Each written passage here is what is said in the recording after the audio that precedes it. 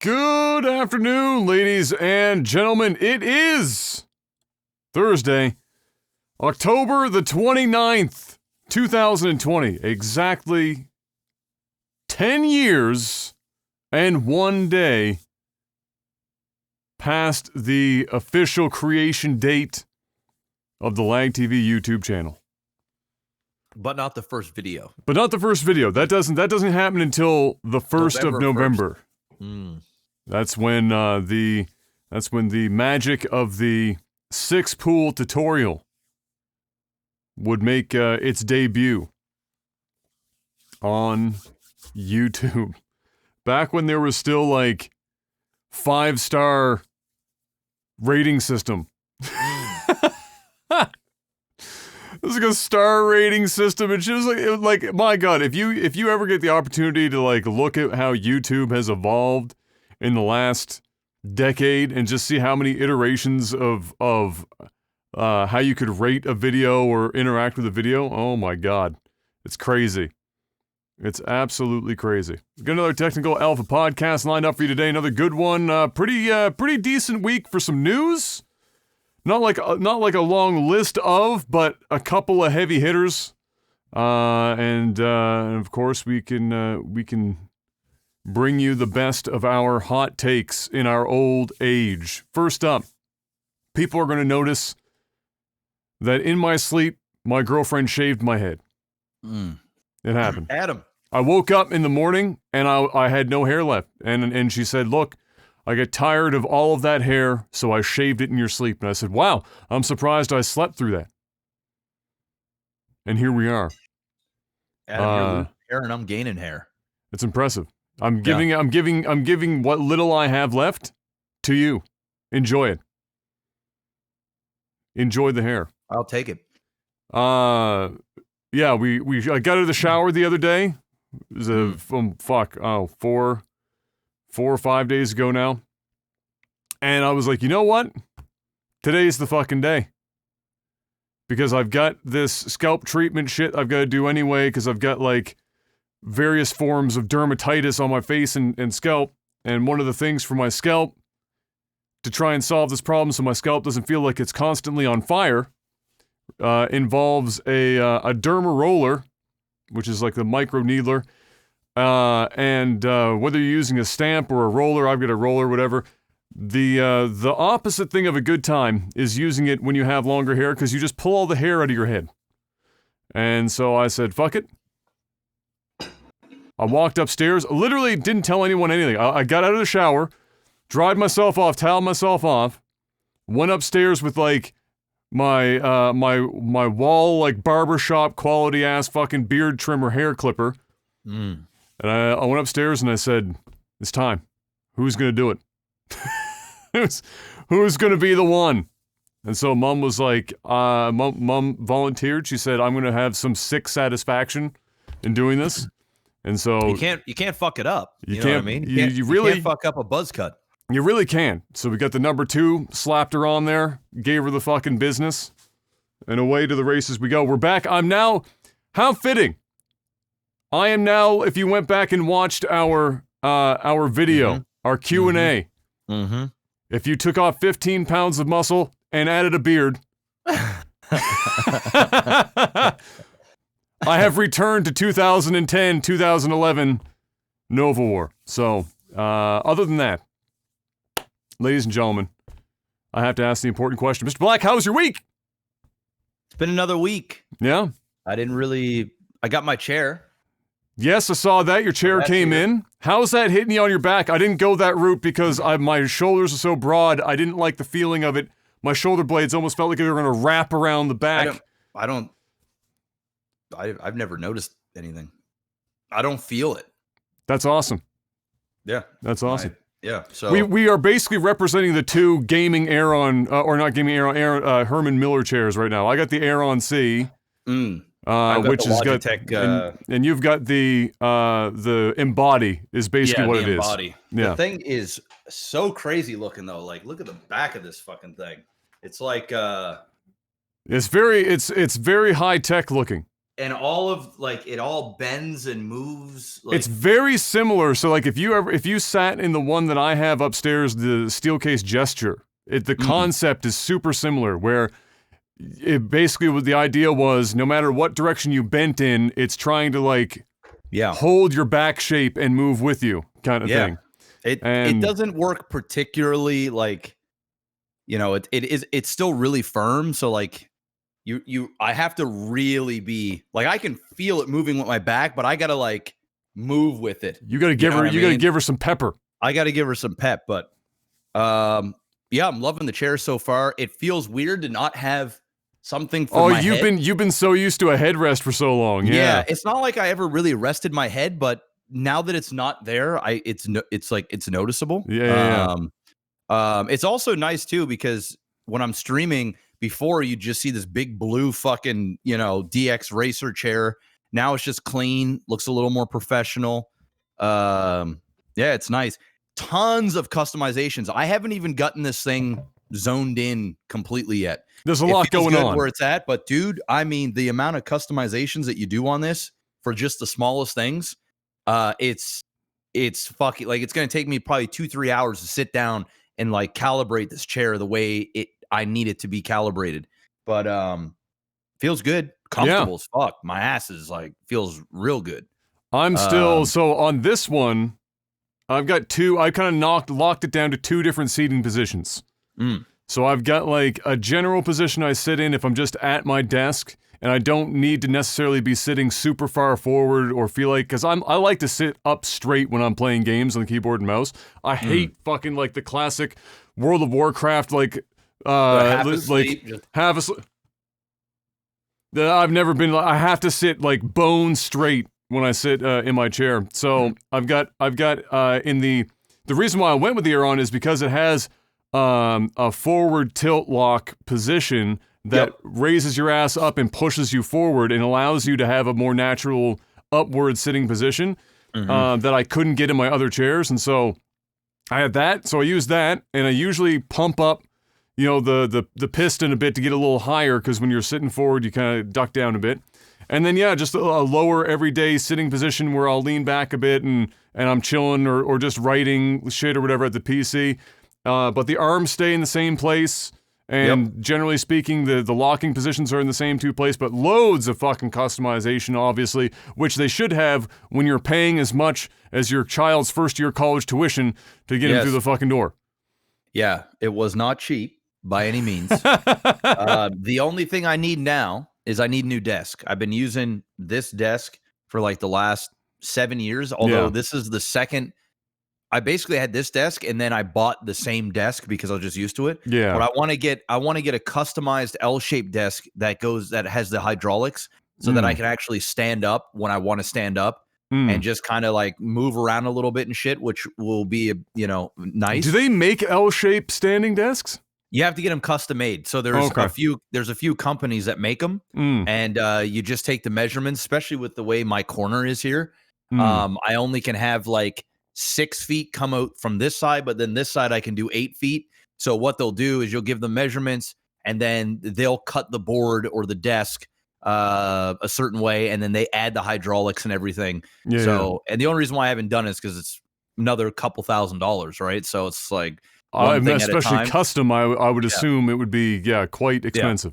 So that's what I'm going to do next year. This year I decided I was just going to finally pull the trigger and get a chair because my other chair has just seen better days. So but I would love to go that way too, but like my setup is so fucking like cable heavy that like I'm terrified of the concept of trying to have everything move vertically and up and down with the desk.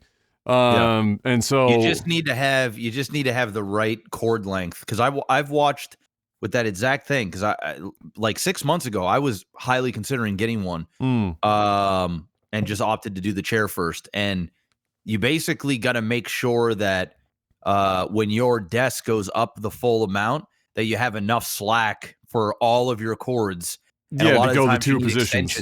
And a lot of people have them like through tubes. So like you'll have like two sides and then it'll feed all the wires through it. And then basically you just need to have enough slack to go up and down. But the good news is once you do the cable management once, it's done. Yeah. But getting there, that's like it's a commitment.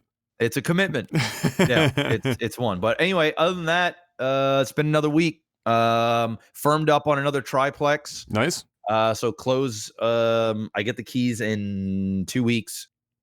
That was the one that you were like to the deadline on the other. So I was like 6 hours out. Yeah. But it all worked out. Huge renovations. I mean, this is the biggest. About between $40,000 and $50,000 worth of renos got to go into this bitch. So it's the biggest. It's the biggest project I've had to date. So tomorrow morning I go down there. I've got a plumber going down, giving me some final quotes. Electrician going down to give final quotes, and painters going in to give quotes. And then I'll have all my trades lined up. And then come November 14th, roofers are going in, replacing the roof. Then plumbing's in there, same day, starting that. Then electrical will be in there the next day. There's a lot of stuff. I went out and bought 3 stoves, 3 fridges, and 3 washer-dryer combos a few days ago. Sadly, because of coronavirus and really, the stock is very scarce. Yeah. So essentially, since I'm ordering so much, not all of it was at a warehouse. So, but they want to sell you what they have, because if they can't hold it, if they try and hold it, somebody else is just going to come and buy the stuff. So I've got 7 appliances that have to come to my house. So I have to take my Jeep out of my you're gonna be doing like garage, single runs, and I'm gonna have like 7 appliances sitting in my garage. And then at some point over the next month and a half, the other stuff is going to come in. So I'm going to have them deliver it here. And then I'm going to have to go and deliver the stuff when the units are ready. Fortunately, it's going to be like 2 months of renovations. So like, it doesn't really matter when they come in, but it's just a fucking pain in the ass where, I gotta be moving fridges and stoves and washers and dryers and all this other nonsense. But you do what you got to do, because if I didn't do that, they're like, we can put it on back order, but then you might be waiting another 2 months before we just don't know. So you're better off taking what you can, storing it somewhere, and I'm not going to like pay for storage. So my house is just going to be filled with appliances. I'm going to look like I'm starting like a little side hustle with a bunch of appliances. So anyway, and that's been pretty much it. That's been my life. The last week is just the stream and dealing with this and exciting, getting ready for the renos. Exciting. I just played Morrowind a bunch, basically, and that was it. That was my stream life. It was between that and the last jugglings of M's work-related stuff. Like today, taking her back in again, seeing with her floor manager and shit, and we're getting down to the last of it, thankfully, until at least February. But otherwise, yeah, it's been me adjusting to waking up that early in the morning. That ain't fun. And then also, so tonight is her first night shift of her orientation stuff. So she's got today, I think, and then tomorrow are back-to-back night shifts. And so the process of getting her adjusted, like, it's this is I don't want to tangent this crazy, but one of the things that doesn't make any sense to me in the medical field and nursing is the 12-hour shift thing. Because the nurses are all basically paid the same amount of money regardless, because it's a profession. So it's all locked in at certain dollar amounts based on seniority at best. And so if you're trying to get people to be like fucking awake and aware, and which you would want in a nurse, and then you're cramming them into either day shift, night shift, or both, and you give them 2 days off in between a day shift and a night shift, and one of those 2 days off is basically them trying to flip their clock for the following night shift. Yep. Then you're just it doesn't make any sense. I would either assume that you would want to lock nurses in who want them to take them the night shifts and the day shifts, with the new nurses likely getting the short end of the stick and getting night shifts up front. But like you just flipping your shit all over the place is fucking horrible, and nurses are like dead on their feet, working 12-hour shifts. It just doesn't make any fucking sense to me, because it doesn't cost them any more money at the hospital to run 8-hour shifts, and it allows nurses to have a more normal fucking life outside, while also not requiring 3+ days consecutive time off to recuperate. It's fucking a very weird system. But regardless, yeah, so we were doing that last night, so I'm not obviously going to flip my clock to hers. I'm going to try and maintain as close as possible to the morning shit, because I have to go take her either to or from work regardless of the time. It's always at 7 in the morning, 7 at night. But yeah, that's been an experience. So this last week has been just stream whenever I'm awake, and then otherwise just flipping my clock, and that's it. That's been the show. But let's talk about video game news, Jeff, right after I remind people to hit the fucking like button and leave a comment. First hour, hit the bell.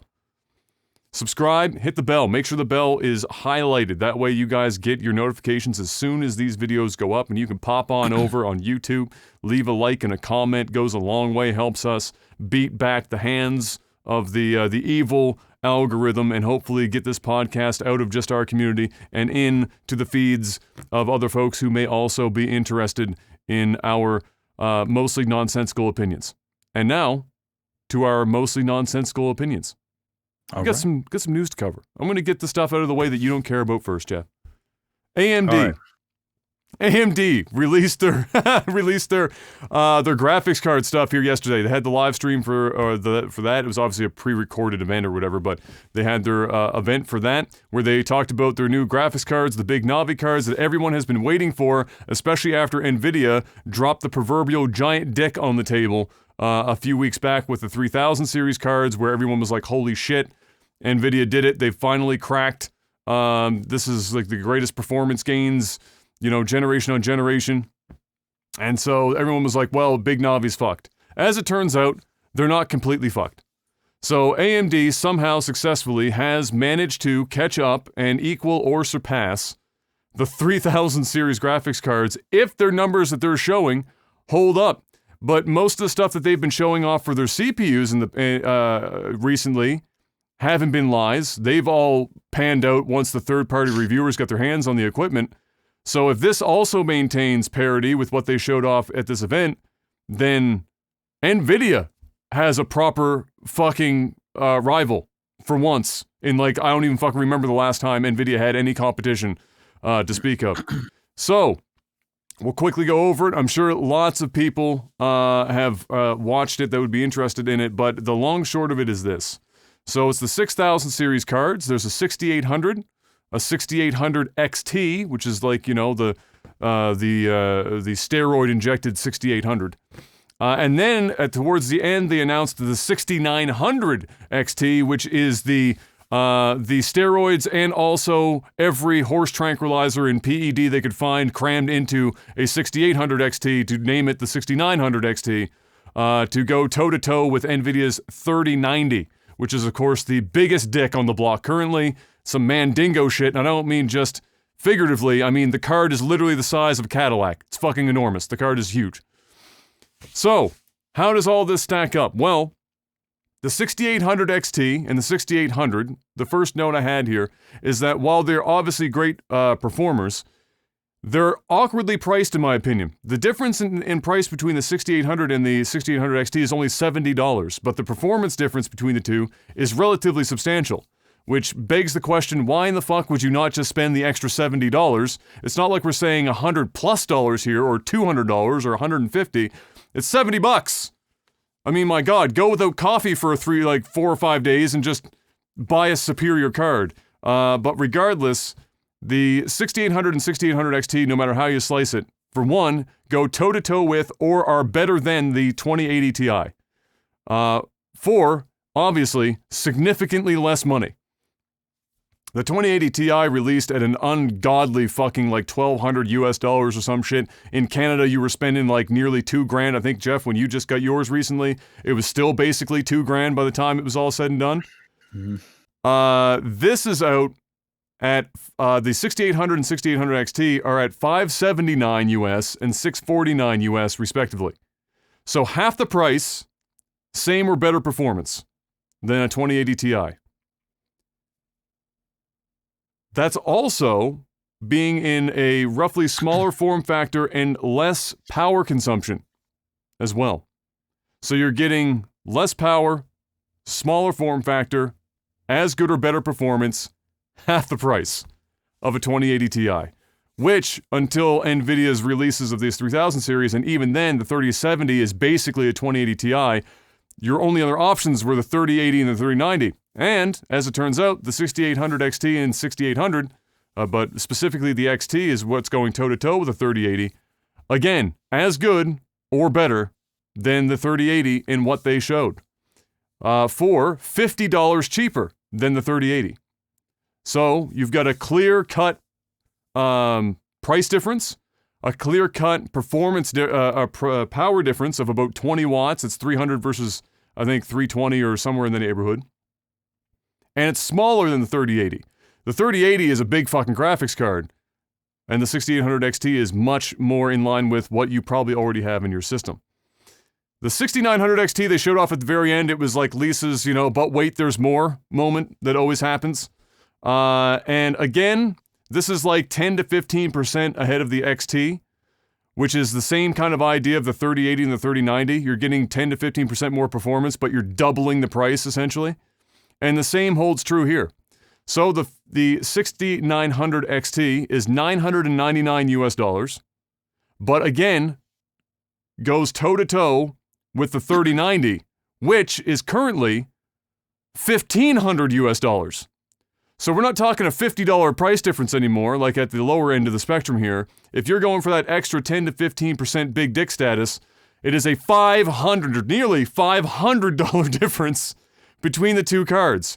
And again, same size, the 6900 XT is the same size card as the 6800, and the same power consumption level for all intents and purposes, which is significantly less power than the 3090. So, I mean, just an overall slap in the face to NVIDIA to provide that. $500 cheaper, less power, basically the same performance. There is an asterisk attached to that one, though. There are two new features that are coming here with these series of graphics cards. One is called Smart Access Memory, I believe it is. Let me check my notes real quick to make sure I'm not crazy. Yes, Smart Access Memory, which is basically in the consoles, Mr. Black. Both of them, the new Xbox and new PlayStation, we know are using AMD's shit. Right? Both graphics and processor are AMD. And we know that in the consoles, the CPU and GPU, for all intents and purposes, get to communicate directly. There's like no latency involved. Unlike when you have a mispairing, like you would in a standard PC of, say, an AMD processor and an NVIDIA card, just as an example, or vice versa. This means that if you have, which lots of people do now, yourself included, a X570 board, and you plug in one of the new processors that just came out, and you get the new graphics card, those two get to talk to one another with zero latency, pretty much, which means just by pairing AMD processors with AMD GPUs gets you, on average, 6% within one game. It was like nearly 13% performance increase just by matching them. You don't have to do anything. You just plug the fuckers in, and basically, away you go. So AMD is really positioning themselves in the market where they're the only ones producing graphics cards and CPUs at the same time under the same brand, and leveraging that to get even more performance out of both of those chips. And now NVIDIA has to fight off AMD, and Intel is fighting off AMD, and AMD, who went from like almost zero fucking market share in this part of the market, is now blowing both of them fucking back at the same time, which is very strange to watch. And I don't like all the fucking props go to AMD's engineers and Lisa and Sue and the whole crew. It's absolutely fucking wild. But hold on to that. Third-party reviews will be coming obviously in November. make sure. However, pretty much everyone, so your gamer Nexuses and Linus and stuff, at least Linus is saying, for God's sake, wait for the reviews before you buy a 3070 or a 3080, because these two cards could be cheaper, less power, and do as good or better performance, and there would be at that point almost no reason to go hunting for NVIDIA. The only two things to keep in mind at that point are the drivers, which have always plagued AMD graphics cards, and we have to wait to see if these ones are better. And two is ray tracing, which NVIDIA has doubled down on hard with this generation of 3000 series cards, and we don't know what ray tracing looks like necessarily for Big Navi just yet, and if it will perform as good. Either way, very impressive. Crazy performance for the money, comparatively speaking, to what I shelled out for a fucking 2080 Ti. And now we get to wait and see how it all comes together. But these are very impressive regardless. NVIDIA, AMD doing big things. Intel's the only one who's basically really taking the long dick right now. Because scrambling after AMD's release, Intel released way ahead of when they're coming to market, some stat, like a single slide out of a PowerPoint on their stats for their next-gen processors coming, which are still the 14-nanometer process, and there was literally nothing on that sheet that was interesting at all. It was all garbage. It was all bad. So Intel is like 2 years behind everyone else. At this point, don't give a fuck about Intel unless you already have a 10900K or a 10700K. Sit on that shit if you must. But for everyone else, AMD's new processors are flat out better, and now we have to wait and see if their graphics cards are as well. But very, very interesting times in the hardware sector, because Intel and NVIDIA both haven't really had competition in like fucking 15 years. And now all of a sudden AMD is providing competition to both of them at the same time. So there you go. And we made it, Jeff. We're past it. We made it.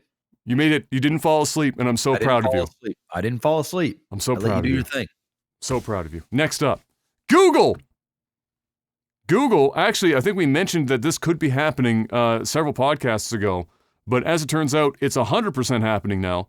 The U.S. Department of Justice has set its eyes on Google in a landmark case to prove that Google is, in fact, a search monopoly. Now, I don't know how you could argue that they aren't a search monopoly, but I'm sure Google is going to do all of what they can to try and prove that they are in fact not a search monopoly. Here's a rundown of this shit, okay? And why the Department of Justice is, and this is on both sides, this is Republican and Democrat, everyone wants to look into this shit. Google's digital ads account for 85% of the company's annual sales. To put that in perspective. Damn. So you know what's at stake. 85%. That's like EA and loot boxes. You strip the loot boxes out of EA folds. Literally not worth a single dollar. Google ads go away or aren't as prevalent. Google in some serious shit. So 85% of the company's annual sales lie in its ads. Google is used for 90% of all searches done globally. That's not North America or the western half of the world. That is globally 90%. That by itself, I mean, unless Google comes in and says a monopoly would mean we have 100%, which would sound so fucking stupid, but I wouldn't be surprised if they used that defense. 90% is fucking wild. And the amount of control, whether it's intentional or not, based on search results popping up on Google, obviously cannot be ignored. You can't fucking escape that shit. Here's another example of why they're also looking into this. So, in regards to them getting to 90%, and where Google says people use Google, they choose to, not because we're forcing them to. Here's an example of this. Is that that's like the most technical fucking excuse ever. Because, for example, Google pays Apple $8 to $12 billion in ad revenue a year. to make Google search the default on Apple products. If you want some more context on that, this accounts for 15 to 20% of Apple's annual profits. So just Google showing up with a big-ass fucking fat stack of cash to say, make us your default search on all of your devices, accounts for nearly 1/5 of all of Apple's annual profits. Almost half of Google's search traffic last year came from Apple's devices. This isn't the only company, to just be clear, that they have a deal like this with. That's just an example. And obviously, a huge example. Google says that people, like I was mentioning, use Google because they choose to. But, and this is me saying this now, and I'll put this to Jeff as well.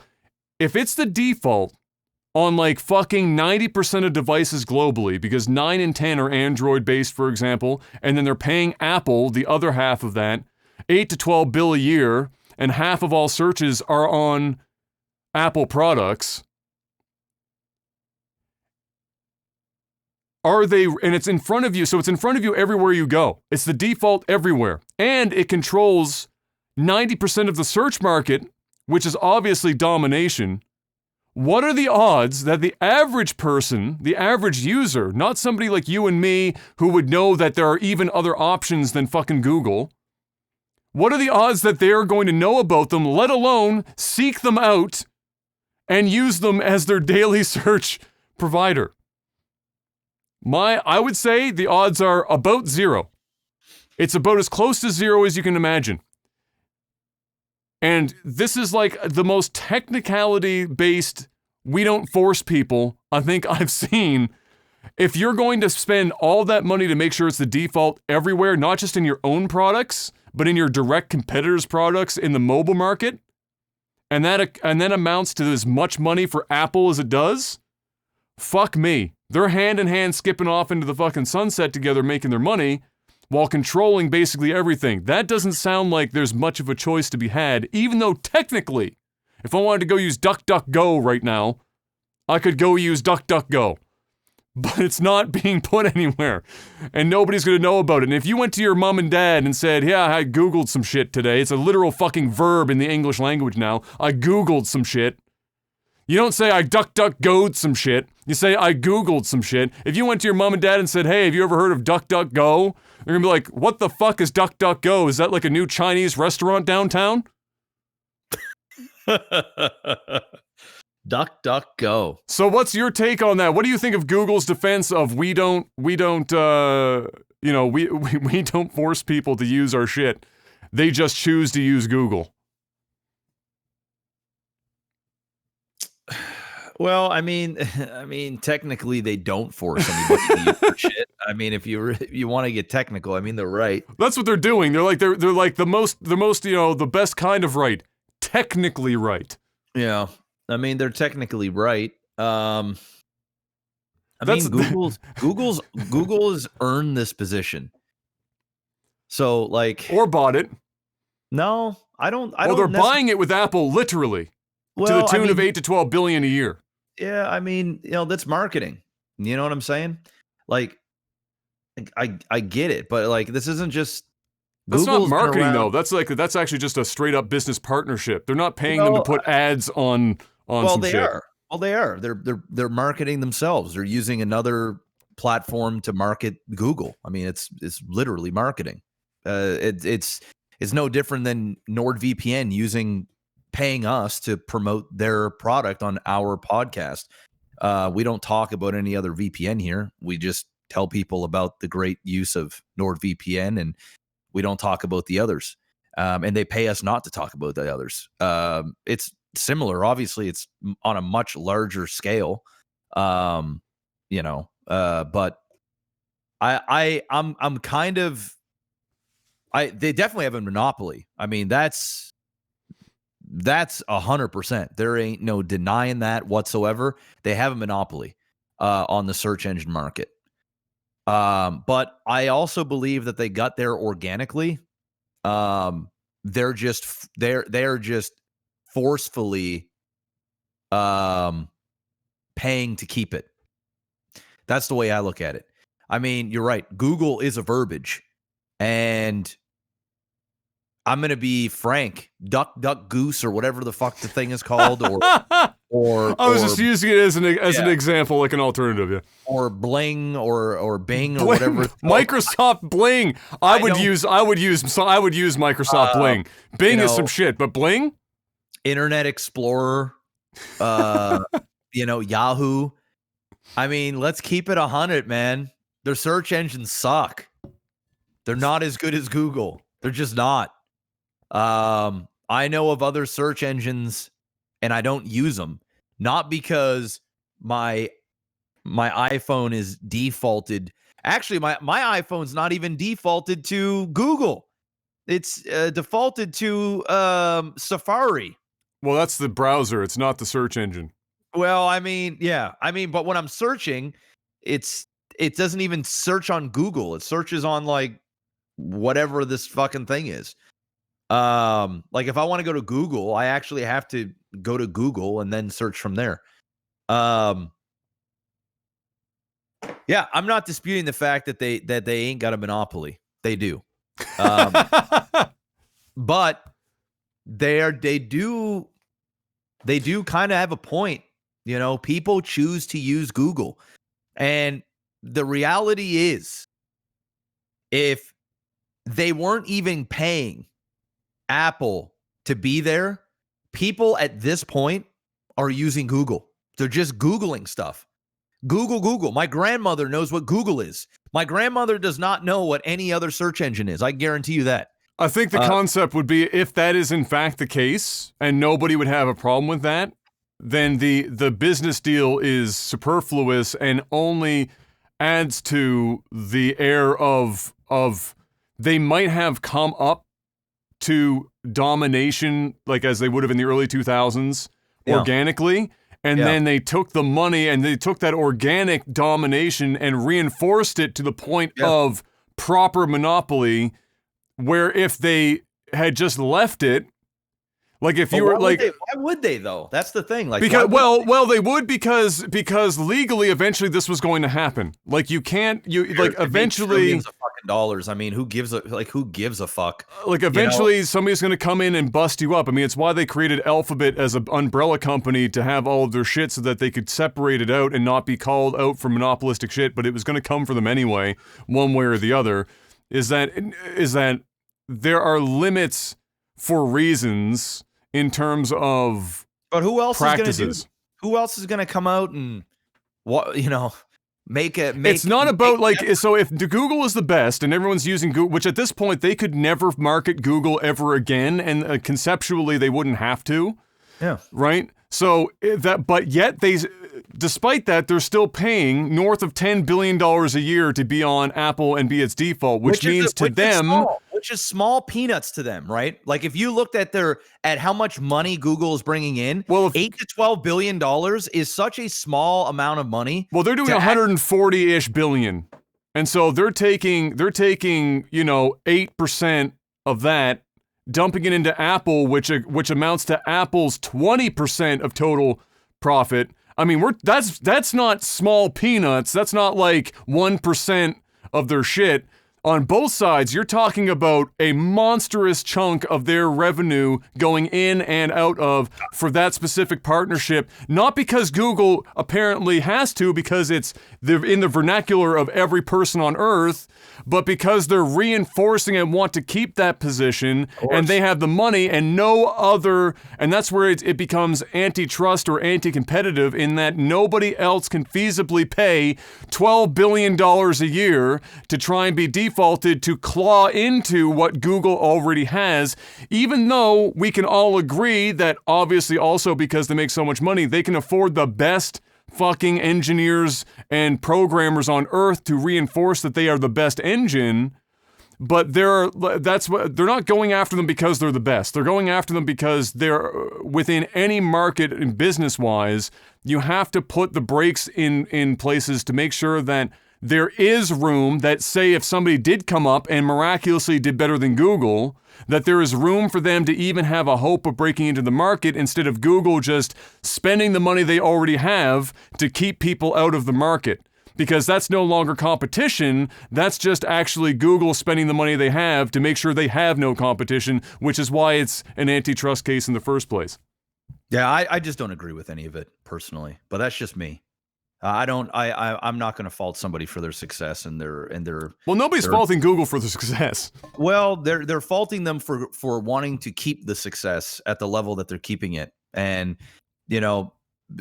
putting in. So you don't have a problem with people taking the money from the position that they have and spending it not to just improve their product to maintain their position, but to literally block others from entry to market. Yes. Okay. I do. Okay. Yeah.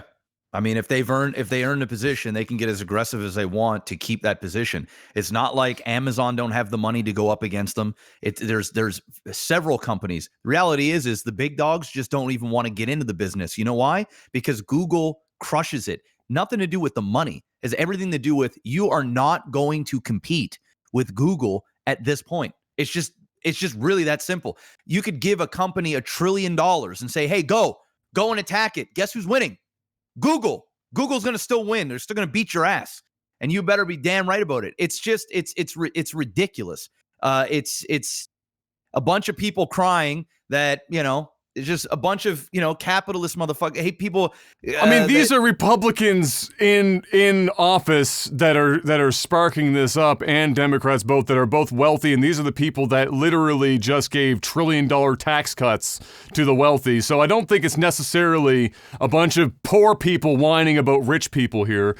Nobody's saying it's poor people whining about rich people, but it's a system that's just trying to say, hey, yo. We like your success, but hey, can you cool it down on your success? And in my eyes, the answer is no. Why don't you just innovate a little bit more? But that's the point. That's the point. Is that you can. Nobody wants to innovate because of money. The reality is nobody wants to innovate because they don't want to go up against what Google has built. And Google. But people are going up against Google. Who? There ain't nobody. Microsoft's dumped years into trying to make Bing a competitor. Garbage. It's dog shit. It runs that's not the point. Garbage. That's not the point, Jeff. But it doesn't change. Even if they advertise their garbage, it's still worse. But it's not about the product being better than Google. It's about the fact that you just said nobody's trying, but they are trying to do that. The idea is that even if somebody did come up and actually had a competing product from a technical perspective to Google, but they don't. If they did, Google in their current state is using antitrust ways around suppressing them from even being in the market before they could be proven. Before we get into this argument, let somebody come up with an actual search engine that can compete or is as good or better as Google. Then we have this conversation. Until then, it's fairy tale land. It's fucking fairy tale land. But it's not fairy tale land about what they're using their money for. Dick. It's garbage. Period. You could dump $90 billion a year and have Apple push the fuck out of the garbage. And ain't nobody gonna use it over Google. They're just not. It's garbage. But that's not the point of antitrust. The antitrust is there for protecting it. Adam, I know what the fuck the point is. You're not listening to my argument. They're coming up with a scenario that doesn't exist. Nobody is going up against Google because nobody can create what Google has created. It's not even worth their time, let alone their money. It's just not. So that's why. And they're making it seem like the reason why nobody's going after them is because they can't afford to do it. The reality is they don't have the tech. They don't have the decades of experience and infrastructure to go up against Google and also change the minds of the public in the process, even if they did, which they don't. If they did, then you could start to have some sort of argument where you go, hey, listen, NVIDIA or AMD here has got a better graphics card or one that is comparable to NVIDIA, and it costs less money, and it's pretty much as good. Now, if Intel was out there spending $8-9 gajillion a year forcing people to use their products and make it so that AMD can never show their amazing product to the masses, then we're talking about a monopoly here and an issue. But the thing is AMD just made a great product. No one gave a fuck about AMD. There is a small corner of people that were championing AMD. But you know what happened? They created an actual product that can go up against the competitor, and thus now they're actually having traction. That's what happens when you start to innovate and create actual competition. Intel wasn't doing what Google is doing, though. Here's the thing. It doesn't matter. Here's the thing. Well, it does matter. Otherwise, it's not a comparison. If they're not doing the same thing, Dude, you're not making a comparison. No. I am making the comparison because AMD actually can compete against Intel. Yes, but if Intel with their position, which was like 90% of the market, if Intel was doing what Google was doing and paying, They essentially did. They did. And then AMD actually made products, and now they're actually bending them over and fucking them raw. You just went over it for 20 minutes. Intel literally, you didn't see AMD shit. It was Intel plastered everywhere. Every computer you bought, Intel, everything was Intel. I didn't even fucking know what AMD was until like 10 years ago. And at that point, you're like, it's just a budget. Intel literally was doing what Google's doing. Unfortunately, AMD actually sat down and made products and made great products. And now it's speaking for itself. The problem is, in this specific case, no search engine can literally do anything close to Google. And since that is the case, you can't even make the argument that Google is only continuing to be as successful as they are because they have a monopoly. The thing is, you could wipe Google off the face of the earth and ain't nobody gonna know any search engine to go to. And when they do, they're gonna go, what the fuck is this? This is hard garbage. I want Google back. Not because I'm missing out on something amazing that I just didn't know about, because Google was pumping $8 billion into Apple every year. That's not it at all. It's the fact that their product is just so far superior on multiple scales that it isn't even competition at this point. So what happened? So to your point here about Intel, the comparison with Intel and AMD. So here's a bit of some irony here, is that Intel partially did in the laptop market, and to a degree, the third party, like the HP Omen, the Alienware pre-built PC, gaming PC market, actually paid OEMs to block AMD processors from being included in those SKUs. And then Intel got taken to court and fucked in the ass for doing it for the same reason why Google going to Apple and spending a 10% of their yearly income, I do that, making up 20%. It's totally regular to spend 6, 8, 10, 12, and in some cases, all of your profits. And not only that is all the products that people like with Apple and all this other stuff. Another big part of their success is because of Google. It's not like they just buying up a whole bunch of users. They already own the market. They are maintaining. They're staying in the public's eye. And here's the thing: it's not even like they're pulling a Twitch here, where every other week we're bitching and complaining about something that that Twitch is doing. It's not even like they get a bad product. They've got an elite product. I mean, a lot of people complain about Google shit all the time. People are going to complain about everything. You know, the fucking Google signing garbage, but their search engine, when it comes to search engines, it's the GOAT.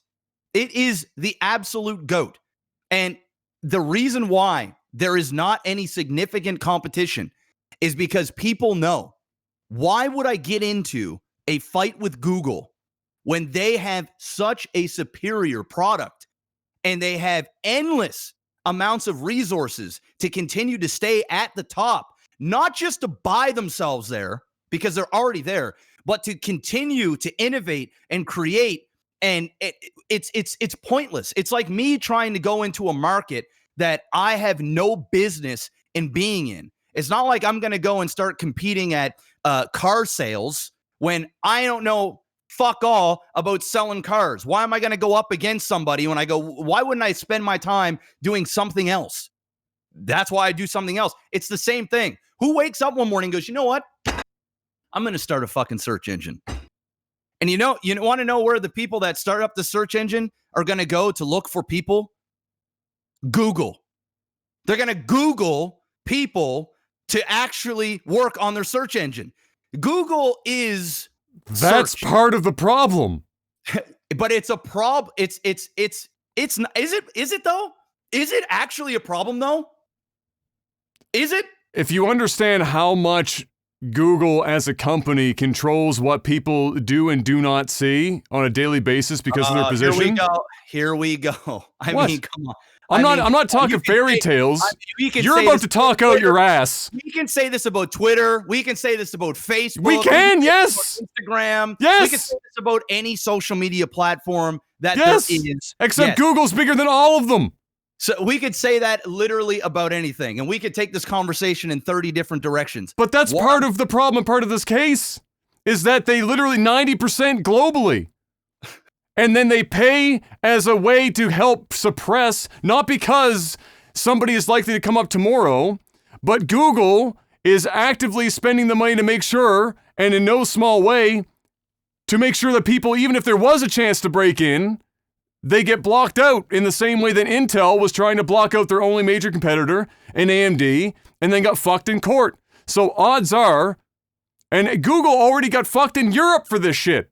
For the same shit with their mobile phone division specifically. For forcing other OEMs to put their stuff on their phones.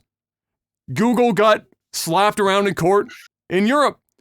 Whether or not they get slapped around in court in North America, fuck only knows because they're a North American company. But that's just the reality of it, is that there's a difference between acting within the free market system, within reasonable striking distance of not being monopolistic. I mean, we go back far enough. I get that, but when there's no real competition.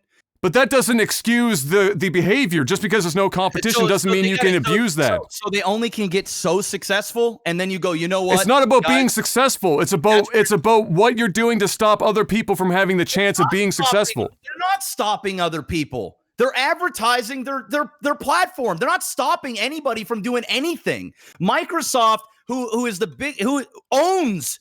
Do we talk about Microsoft and how they own the operating system world? Do we take Microsoft? What about the other operating systems out there? Well, what a fucking shame, dude. Every computer basically comes with Windows. What about the other ones? Oh wait, nobody wants to go up against Microsoft because it's a voided point. You don't do it. Is that Microsoft's problem? They actually got in hot water in the 90s for that exact thing. Got taken in court for that too. Yeah, and look at them now. That worked real well. They still run the entire fucking world. 99% of the people watching this podcast. That doesn't mean it's not a problem. On Windows. And what are you going to say? Oh, I wonder how much money Microsoft is dumping in advertisements every year. I wonder how much money Microsoft pays all these different computer places or free product that they give to all these different computer places and people that package up all this stuff and businesses and everything else and pays them to push out Windows. I wonder, I bet you it's a lot more than 8 to 12 billion, and ain't nobody crying, well, man, if they just didn't spend the money and they weren't just so damn greedy about it, maybe some other operating system would come out and have a chance. That ain't it at all. That's fucking fairy tale land. Fuck that, dude. I'm not on board. They do have a monopoly. I'll tell you that. But I'm actually on the side of Google here. It ain't their fault people want to Google. They've got a superior product. It's the same fucking shit when it comes to Microsoft and their OS system. That's how I feel about it. Okay. Well, we'll find out how the DOJ does and what Google's defense against it is And we'll see how that goes. We'll keep tabs on it. They'll win. Big time. They've already lost. There's precedent in Europe, so I don't know if it's as clear cut. Bro, Europe is a fucking weird place when it comes to this sort of shit. A super fucking weird place. North America, it ain't gonna fly. And at most, they might get a slap on the wrist, and they just gonna keep doing what they're doing. At most. Europe and North America, when it comes to the internet, two totally different beasts. And a whole nother different spectrum. Well, nobody is thinking that the DOJ is going to be breaking Google up as a company over this. The idea is to set precedent for at worst, set precedent for practices that play into how they are trying to navigate other markets so that monopolies don't become a problem. Because if you don't have court precedent, then it becomes an even messier thing in other markets. I agree with the whole monopoly thing. I agree that monopolies can be a problem, but it's an individual basis. You got to look at something for what it really is and the intent behind it, and then the potential competition and the other competition, and then you look at it. You start painting everything with a fucking brush, bro, and it's a big no for me, dog. It's a big no for me. If that's the case, Walmart's wouldn't be around, Costco's wouldn't be around. It'd be a very shitty world to live in. It really would be, where everybody's like, hey, I want my fair share. You get too much success. Don't do that. I'm not feeling that. To make the Walmart argument, it's a bad one. Walmart is literally a case study in business schools all over the world for circumventing just about every law in every country that they operate in. It's like it's not even about it's not even 100% about company success. They've literally circumvented laws to get into their positions that they are now, including being the biggest fucking union buster on earth in the process, and slamming out everyone in any city that they enter into, not just because everyone loves to go and see the smiley face slapped on their package of fucking USDA grade A beef. You and I are you and I look at the world and the business world in very different things. And I just don't think we'll ever see eye to eye on a lot of things. And that's totally fine. I respect your opinion. I'm not even taking anyone's side. I'm just saying it's just they've circumvented law. I'm not even trying to be. I mean, and law made by other rich white dudes. It's rich white dudes circumventing other rich white dudes. Except one is trying to keep consumers in mind and privacy laws, and the other one is saying fuck all of that and fuck everyone because I want to make the most money possible, which is fine and what everyone wants to be able to do.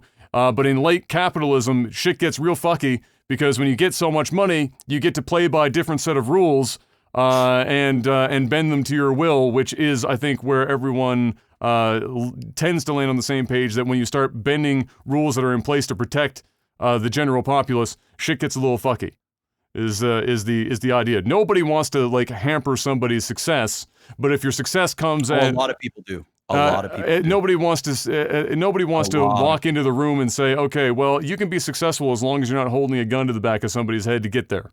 That's the entire concept here, is that if everyone's going to go into the same room and all have the exact same opportunity to be successful, that's what people want to have. It's the equal opportunity versus equal outcome shit. There's a lot of people that might want equal outcome, but they're fucking loony. But the idea here, and why monopolistic shit and whatnot is in place legally, is to try and provide equal opportunity. That's the difference. Then you have true ability for innovation and success versus what you can sometimes see when companies, especially out of Silicon Valley in the last 20 years, get a little fucking cray-cray with their big dollars, for sure. Either way. Jeff, we got Twitch news to talk about, which is ironically also in relation to rich white dudes who are over the age of 60. The RIAA sent a lovely, which if you don't know what RIAA is, the RIAA is the Recording Industry Association of America. It's the company that looks out for, well, they're trying to say that they look out for the musicians and artists' best interest, but in reality, it's the record labels. who then, with the long arm of their wealth, fuck the artists in the ass as much as humanly possible. And now you're seeing people like Kanye try and buy back their masters to get the fuck out of that hot garbage. But the RIAA going toe-to-toe with Twitch on this one, obviously over the recent issues with DMCA takedowns that have been plaguing many people over the last couple of weeks. People that didn't apparently heed the warnings that were like back in June of this year, or whatever that happened, where Jeff and I had already deleted all of our shit and got everything in order. But yeah, it's come back around, and now the RIAA has put out this letter, both listing Emmett and listing Mr. Bezos at the top, in regards to continued issues that they have with this, specifically pointing out Twitch's recent tool, the soundtrack tool that Twitch put out that said, hey, we've got licensed music, and you can use it, and it's called the soundtrack tool.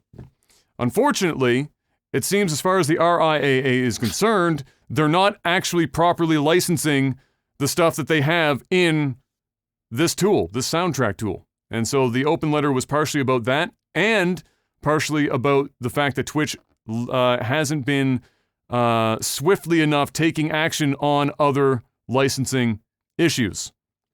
So, I'll go over my notes here. So Twitch received a not-so-nice letter from the RIAA and other music partners, so not just the RIAA, but a couple of others, accusing Twitch of not making use of sync, which is synchronization licensing, which is mostly used for video, meaning literally synchronizing audio to video for that purpose, and mechanical licenses, which is a mechanical license is audio only in that instance, for its soundtrack tool just recently released, as well as not responding to takedown notices quickly enough.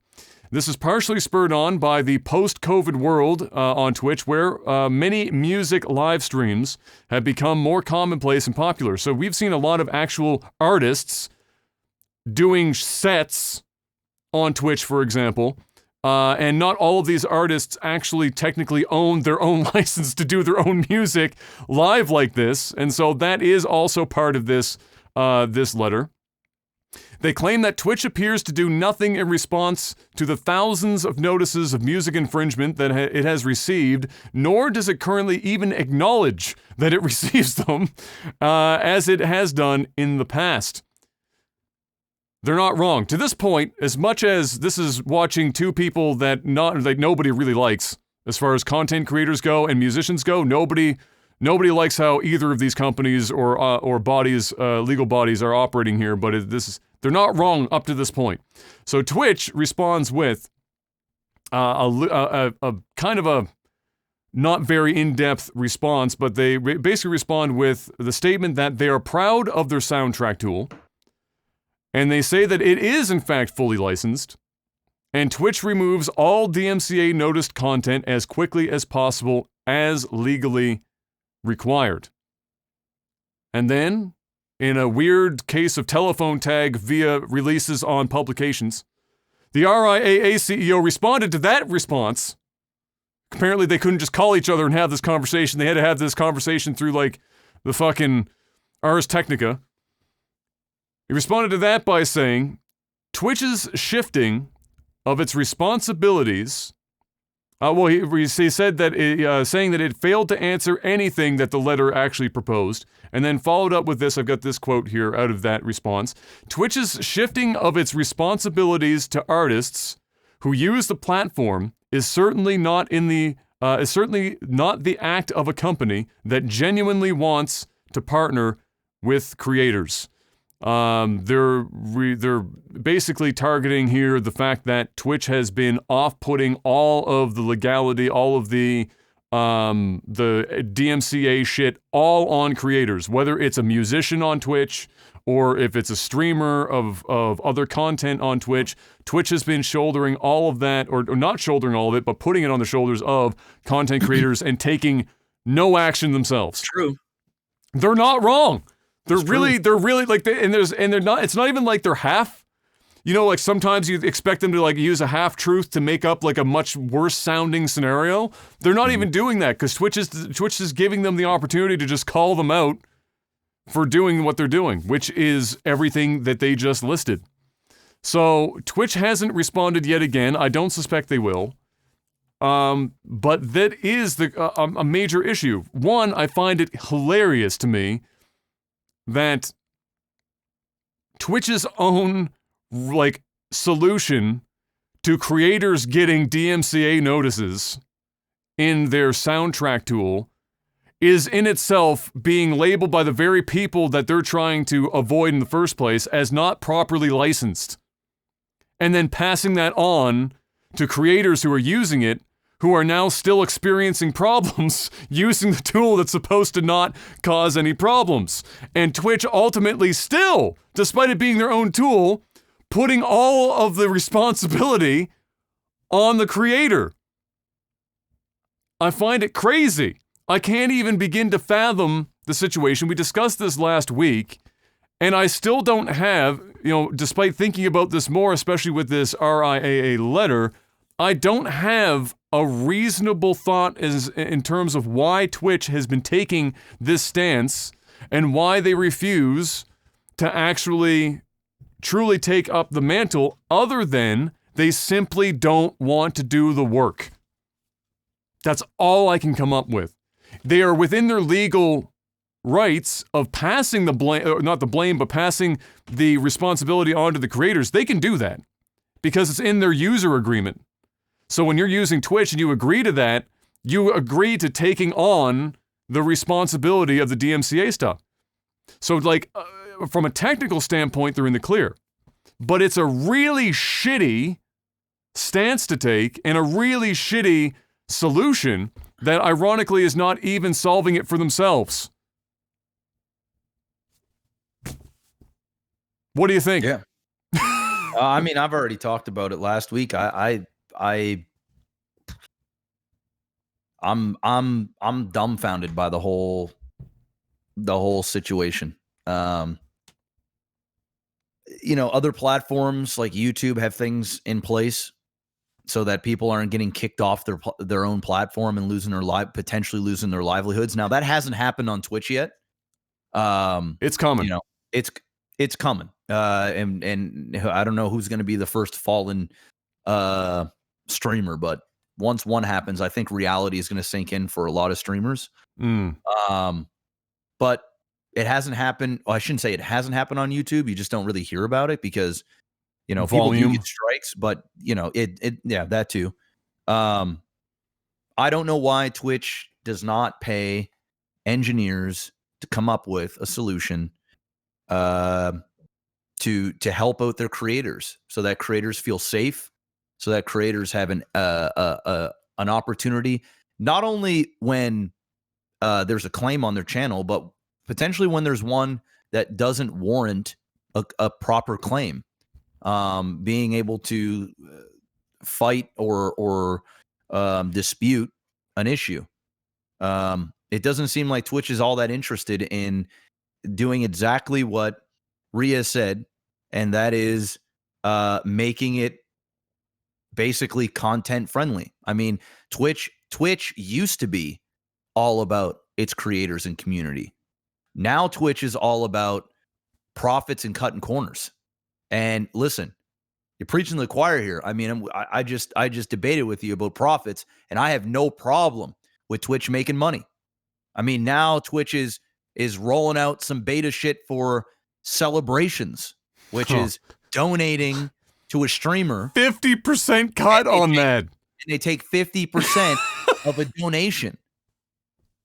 This is where Twitch is at. Twitch would rather roll out something that takes away from their content creator instead of facing this issue dead on. And if they are, making it publicly known that we're doing this. And it's very clear that it is not the case, judging from the fact that we just are now only being able to delete our clips on the back end. It's still basically impossible to do anything and have any type of customization for your VODs. You can't even really see all of your clips still. Yeah, and Twitch, exactly. And Twitch is more interested now in showing the numbers for your VODs so that you're actually seeing individual views on your VODs, including the live views on there. And the reason why they're doing that is because it's just another way for them to market, another way for them to package up to sponsors and say, listen, this is how much this person is getting.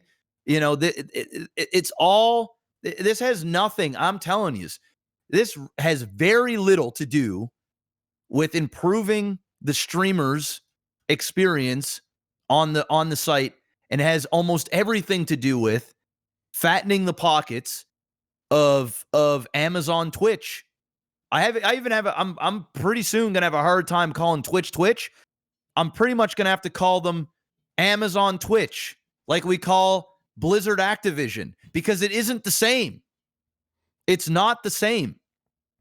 And you know, so what's your take? So we know about RIAA's shit. What's your take on the in this thread, just to branch off into something we didn't talk about last week? What is your take on the celebrations thing? Oh, you don't even want me to talk about that? I absolutely want to talk about that. Well, I mean, I 155,000% want to hear. I will tell you right now. I didn't even read too deep into it. Well, what's there to read into? Yeah. They're announcing they're doing basically sticking it next to the follow button, even underneath the video, for 50% cut on a tip. Well, you know what? Years ago, we joked that they'd be dumb enough to do this shit at some point, but we were like, nah, they would never get away with it. Nobody would fucking let that go. And in the year of our Lord 2020, here we are. Well, I'll tell you right now, I don't know how this will get greenlit, because they're going to come out with this. I have an idea. People are going to lose their minds. All right, streamers are going to start losing their minds, and there's going to be some serious repercussions for some of this asinine thinking, because it's bad. It's real. Listen, Twitch, you have already successfully converted people into gifting subs, which in turns takes away from direct support. And you know what? I've come to appreciate it because it creates a sense of community. It creates a value for the viewer to give. I get it, and I can deal with that. And I've participated, and I have been. It's been a big part of my stream, and it's been great. Okay. Just a question before you go any further. Do you know your percent split on on how many of your conversions are like real subs versus what's gifted at this point in an average month? I can check on the back end. It'll tell me like how many are gifted and how many are tier 1, tier 2, tier 3. Yeah. But I have a very, like, I'm in the top 30 for gifted subs on Twitch. Yeah. As a channel. So I do very well in that department. Now, would I do as well if those were all donations? I would do better financially, but I'm not sure I'd actually get that much in donations. So there is value there. Twitch has found a way with the sub trains and the, enough bells and whistles that we were doing as content creators before them, and they've just found a way to penetrate that part of the market, and they've done it well. So I'm not disputing that. I've turned around. I've come around on the gifting of subs thing because I see the value. But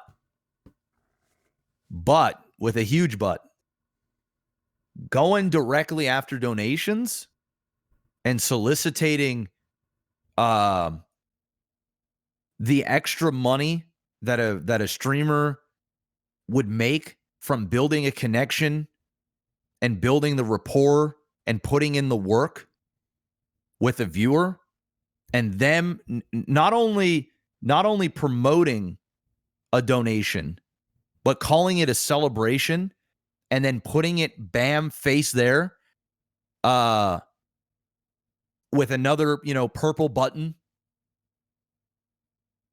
that is like, it's almost, it's like doing a good job and somebody coming around, you're given a donation, or and some people like to think of it as a tip, right? It's like somebody coming around and your boss and going, hey, give me half that. And then you ask yourself, well, what exactly did you do to earn that? Because I'm the one out here putting in these hours, and you're already making a large amount of money off me every month, not only from ad revenue, subscriptions, whatever other grand scheme of things, because it's not just what I do individually, it's also what we do as a community collectively, because Twitch is able to go out and get their own sponsorship deals and things from the backs of the content creators that are creating content. They're able to package these things up and, get bigger numbers, and or give bigger numbers to get bigger stuff, deals. My issue is they are coming over the top and trying to get in the face of the viewer to give to them before they give to me. And I think that's a problem. Especially when they're adding no real value. If you're going to call it a celebration and you're going to make little twinkles on the stream, and you're going to shake my camera a little bit or something and say celebration, and so that is insulting, where you are going to have donation amounts already laid out like a little package for the viewer to click on and give, and have half of what they give go to Bezos and not the streamer. Now, if Twitch came and said, listen, if you put this thing on your page, we're going to go ahead and give you better CPM rates. We're going to give you a better split with subscriptions. We're going to do, I don't know. I don't know. I'm trying to figure out a way for this to make financial sense for me to actually opt into this. And I don't even know if it's something that will be, you'll be able to opt in or opt out. I don't know if this is going to be, if you're a partner, you have the celebration thing on there. What happens if you're not a partner? Are you going to slap this on there? They don't have a sub button, but they have a celebrate button.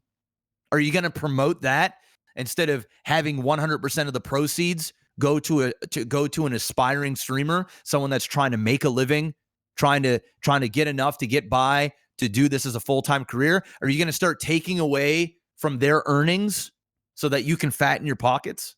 Is that where we're going with this? I don't know. Is it going to get to the point where Twitch says, if you're a partner, there's no longer any third-party software, no Stream Elements, no Streamlabs, nothing. You want to no Patreon links, no third-party money-related things, no PayPal links. If you want to earn tips or donations, if you want to earn subscriptions, you have to do it all through us. And the only thing that they can say to the viewer to make him feel as though it's a good thing is that when you donate to Twitch, the streamer doesn't have to worry about a chargeback. I mean, that ship has sailed. Do people still fall for that stuff these days? I don't know. That ship has sailed. I haven't heard a single person talk about a chargeback in our sphere in years. That ship has sailed 5 years ago. That argument sailed a long time ago. So I don't know what Twitch can possibly say or do to convince people that donating to a streamer through celebrations is something that should be celebrated and done over direct support. Because if you're going to take 50%, say, for example, Jacob here in Twitch chat says, you know what? I really enjoyed this podcast. I don't feel like going to Patreon because I don't really deal with Patreon. I want to sign up and do all this other shit. I'm just going to donate Adam and Jeff $10. Do we really think that Jacob wants to give $5 of those dollars to Twitch and then have us split it and then me pay the tax? I mean, by the time it's all said and done here, I mean, shit, even if it was a 70-30 split, the answer is no. The PayPal fee is a little over 2%. And I can basically have access to that money when I need it.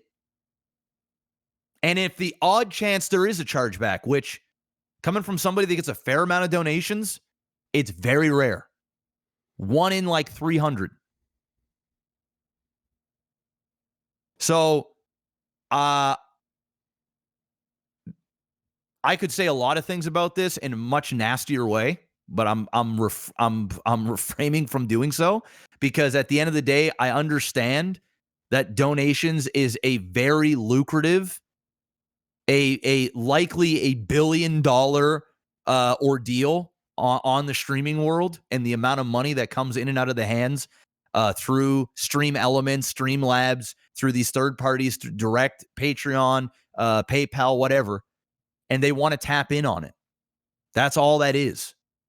And they managed to tap into it in a semi-creative way with gifting of subs because they're already taking part of that. But they've added a bit of value and a sense of community, and it's gotten better. When it first came out, it was bad.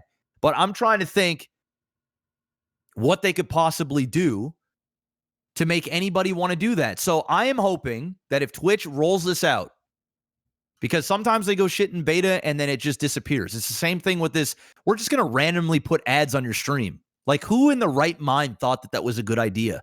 Who in the right mind thinks that advertising a celebration on top of the already gifting of subs is good to take away? We look at what RIAA said here is Twitch is shifting its responsibilities to artists, and it's saying that it wants to do better for its content creators.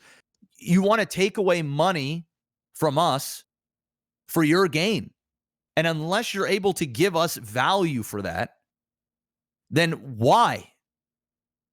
You can't even make the argument that, well, if this celebration button wasn't there, you would get less donations. You can't even make that argument because I'm going to be frank, what Stream Elements and Streamlabs do is a way bigger money generator than whatever Twitch could offer. I'm able to customize the alerts, the sounds. I'm able to make custom sounds and alerts. I'm able to personalize things for viewers. I'm able to put in memes and other things that my community understands, and I add value to them so that they, when they give, they get an experience for giving. Twitch is going to shake my screen and put some fireworks up there? No, that ain't it. Let me run my stream and let me do me. Don't come into my pockets unless you got some sort of value to give. And from what I'm reading and seeing, there's no value add here. There's no value add. It's just value take. I want a piece of this. I want a piece of that. And it's only a matter of time. I'm telling you, if this gets rolled out, I am telling you, within a year period, Amazon is going to buy Stream Elements, Streamlabs, and any other thing, and they're going to own the market. And then everything is going to be cycled around them. They're going to buy them all out. And then that way, they're going to force essentially everyone to go in and use their third-party stuff, and they will ban things like Patreon and other things so that the money is staying in their ecosystem. I can see that happening. I am praying to the gods. I haven't even talked about the bits, but bits is basically donations. That's what bits is. The only good thing about bits is when people give bits and they can earn them by watching ads and stuff, which is also a value add. I like that. But the only good thing about bits is we don't lose a cut. The people buying the bits, they pay Twitch and then they can give the amount they want to give to us. The only bad thing about that is they could give more if they weren't giving Twitch 20 or 25% of whatever they donate. But now they want to just take 50%. It's basically, hey, bits ain't flying, bro. Bits ain't doing what we thought it was going to do. We ain't making enough money on bits. We need to celebrate. And I think that's what's gonna. That's where we're at. I hope to God they don't do that, because it's not a good look. It's not a good look for their content creators at all. That's my point of view in a very nice way, because I want to say some mean things, but I'm not gonna. I will. Fuck them. This is the biggest slap in the face, even to have the idea. Not even to fully implement it, but even to beta this. Tells me everything I need to know about where Twitch is as a company in relation to how it operates with its streamers. Tells me everything I need to know. So fuck you. And fuck everyone that came up with that idea. Go fuck yourself. With the biggest cactus you can find. This is, without a doubt, the most aggressive, lazy, uninteresting idea anyone in the streaming business has ever had to take the biggest ratioed cut on the biggest ratio of revenue for a content creator since this industry began a little more than 10 years ago.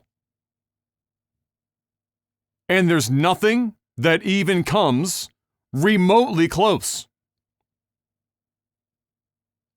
I see two different avenues for how this is going to roll out, if it does make it past the greenlit stage. I hope it don't.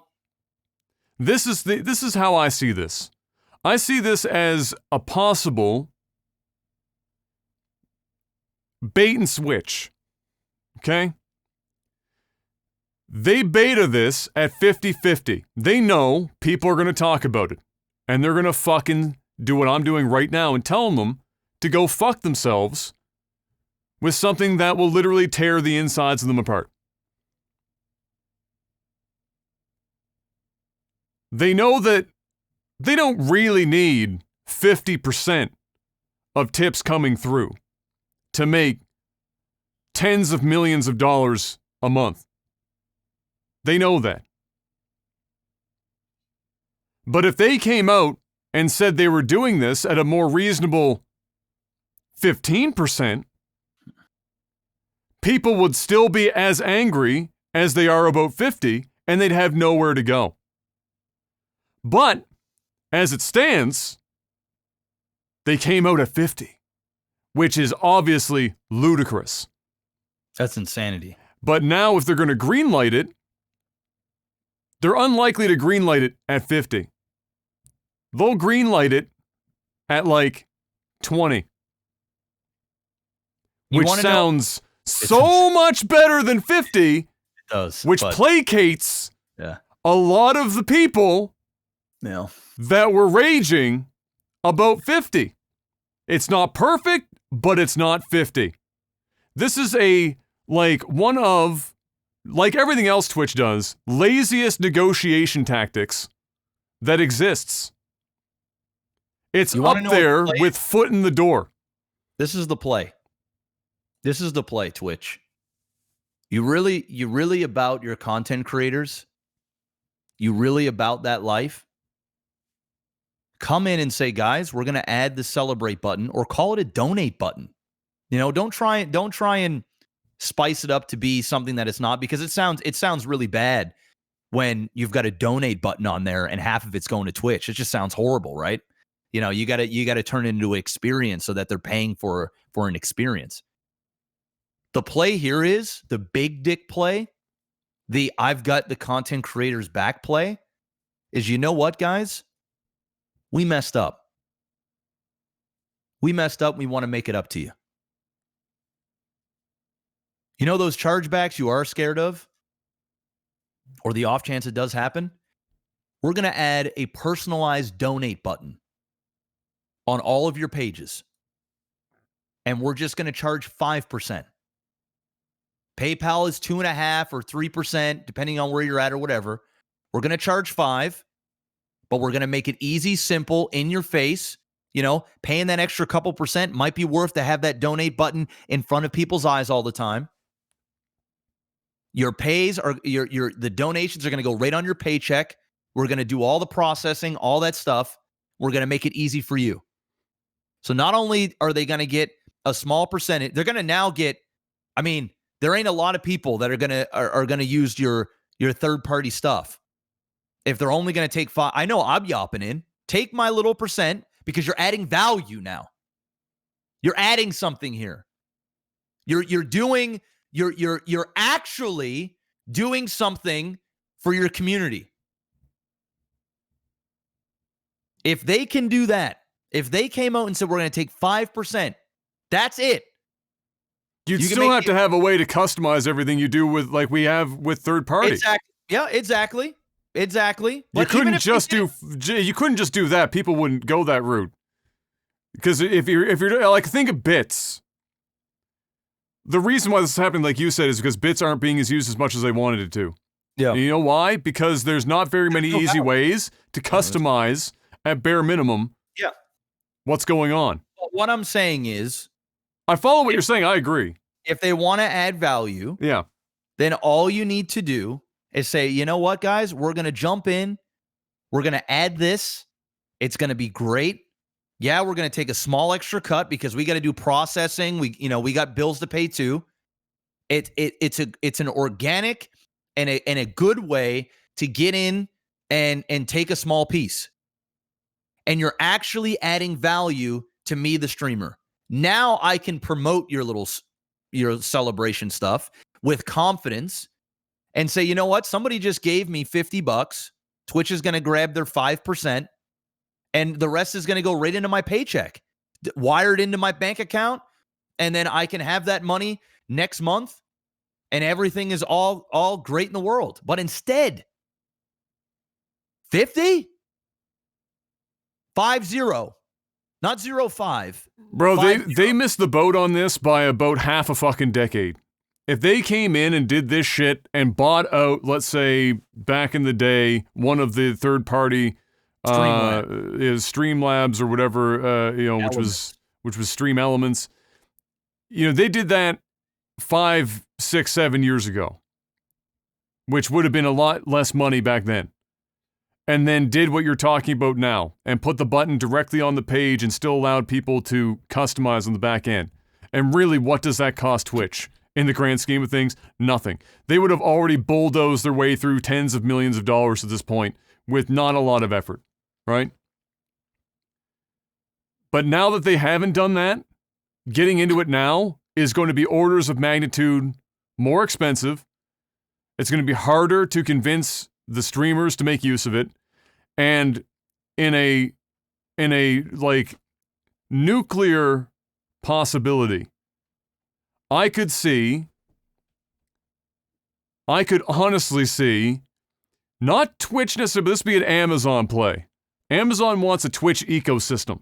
They want everything within the Twitch ecosystem. And so they're going to put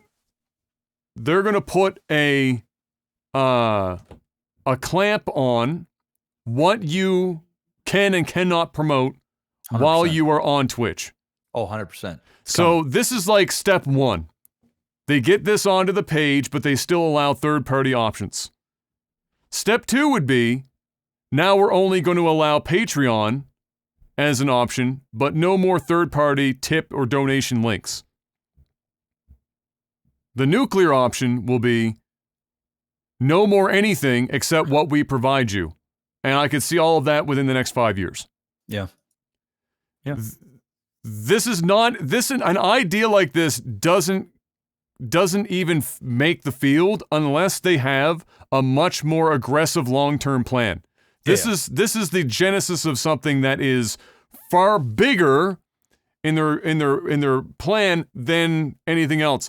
With the ads, with this, the mid-roll ads, the forced pre-rolls, the bits, the gifted subs, all of these are like a long-term plan of a Twitch ecosystem to replace everything in a shittier way, but to make money more for Twitch than having it exist outside, which is obviously fine, and they are more than willing, more than legally within their rights to do that.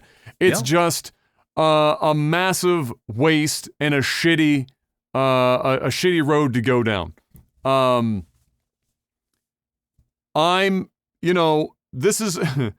This is not going to be dissimilar. Twitch is going to not be dissimilar to like the whole like the Apple ecosystem thing that we were talking about in that lawsuit that Epic was trying to do with Apple.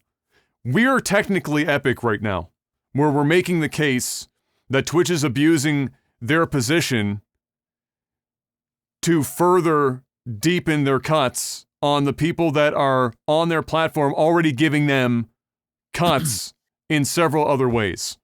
And Apple is going to come out and say, or in Twitch's case, going to come out and say, well, you're using our platform, and this is what you have to agree to be here. If you don't like it, you can go to a competitor, and it will be full stop, and that's the show.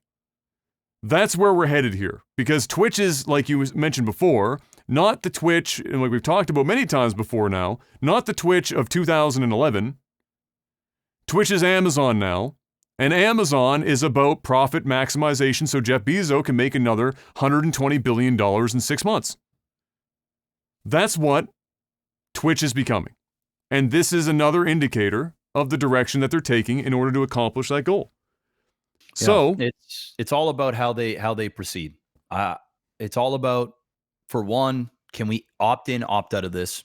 That's huge, because you can make the argument, listen, if you can opt in or opt out, then it doesn't really matter, Let's put it this way. We used to be able to opt in and out of certain ad situations for a time. Do we have that option now? No. That's where this will also go. Yeah, I agree. I'm not disagreeing with anything that you just said, because it all makes sense. And once again, I'm all about Twitch making money. I just need them to want to add value. You got to add value to a streamer. If you really want to wow us, you really want to take the headlines, you really want to do big things, you really want to make it up to people for how you're fucking up this DMCA stuff, come out and give us that donation button, but give it to us at 5%. That doesn't but in their mind, that doesn't make the money, the money, and it takes effort. You're gonna make a lot more money taking 5% of donations than what you ever will trying to take 50%. Yeah, because ain't very few people gonna be using that, because every streamer is gonna go, guys, don't you dare celebrate. Every time a celebration comes in, they're going to say, don't do that. Use my link in the description below, because you're taking, that's an extra 45%. No, 8% gone. Here's the thing though. That's not going to make a difference. And let me tell you why. When bits first came out, everyone on Earth tried to convince the community to avoid using bits. They still use bits. Yeah. Then but gifted subs. It. Nobody. But gifted. Yeah, I understand. Biddies. I don't hear anybody going, "Hey guys, hook a brother up with them biddies." You know what I mean? It isn't something that is really pushed by streamers. Hence, why the celebration button wants to come. If it was uber successful, then it'd be a different story. Then we get subscription gifting, right? Subscription gifting comes out, and while, like you said, you've grown accustomed to it and it's become part of your stream and your community, myself included, and many other people when it first hit, had to remind people that if it really depends on what level of support you're looking to give a streamer and what you're looking to get out of it. Because the average viewer that is tipping or sub-gifting, most of them just think the streamer is getting all of it regardless of how they do it. And we are. For bits. For bits, yes, but not for gifted subs. We're getting it at the rate that we would get otherwise. Well, I don't. Yeah, I don't think people. I don't know. I don't think the masses because think that even but even if that's the case, that even proves their point all the same. Is that they know then if the viewers do know that the streamer is not getting 100% of the money that they're putting in, that they know the viewer doesn't care on average to a point where they can put out a system like this and have a big cut of 20%, 25%, and people will use it because it's convenient and there, and it's part of the Twitch ecosystem. They don't have to click away from the page to go do the shit. Yeah. People will do it. And it doesn't matter how much as a streamer you tell them. I could tell my community, who is one of the most, like, on ratio, greatest fucking giving communities on earth, yours the same. And you could tell them, hey guys, if you are looking to support me specifically, and you want me to get the maximum benefit, I still get people asking me, what's better, a gifted sub or a direct donation? I got like 5 of those questions in the last 7 days. Yeah, get them. That tells you that people don't know. Yeah. And they go ahead with the gifted subs. But the reality is, if you give me $5 and it's going through a tip, I'm getting $4.96. Yeah. The only way that it's better is the what I always tell people is this, is if you've got, money to give,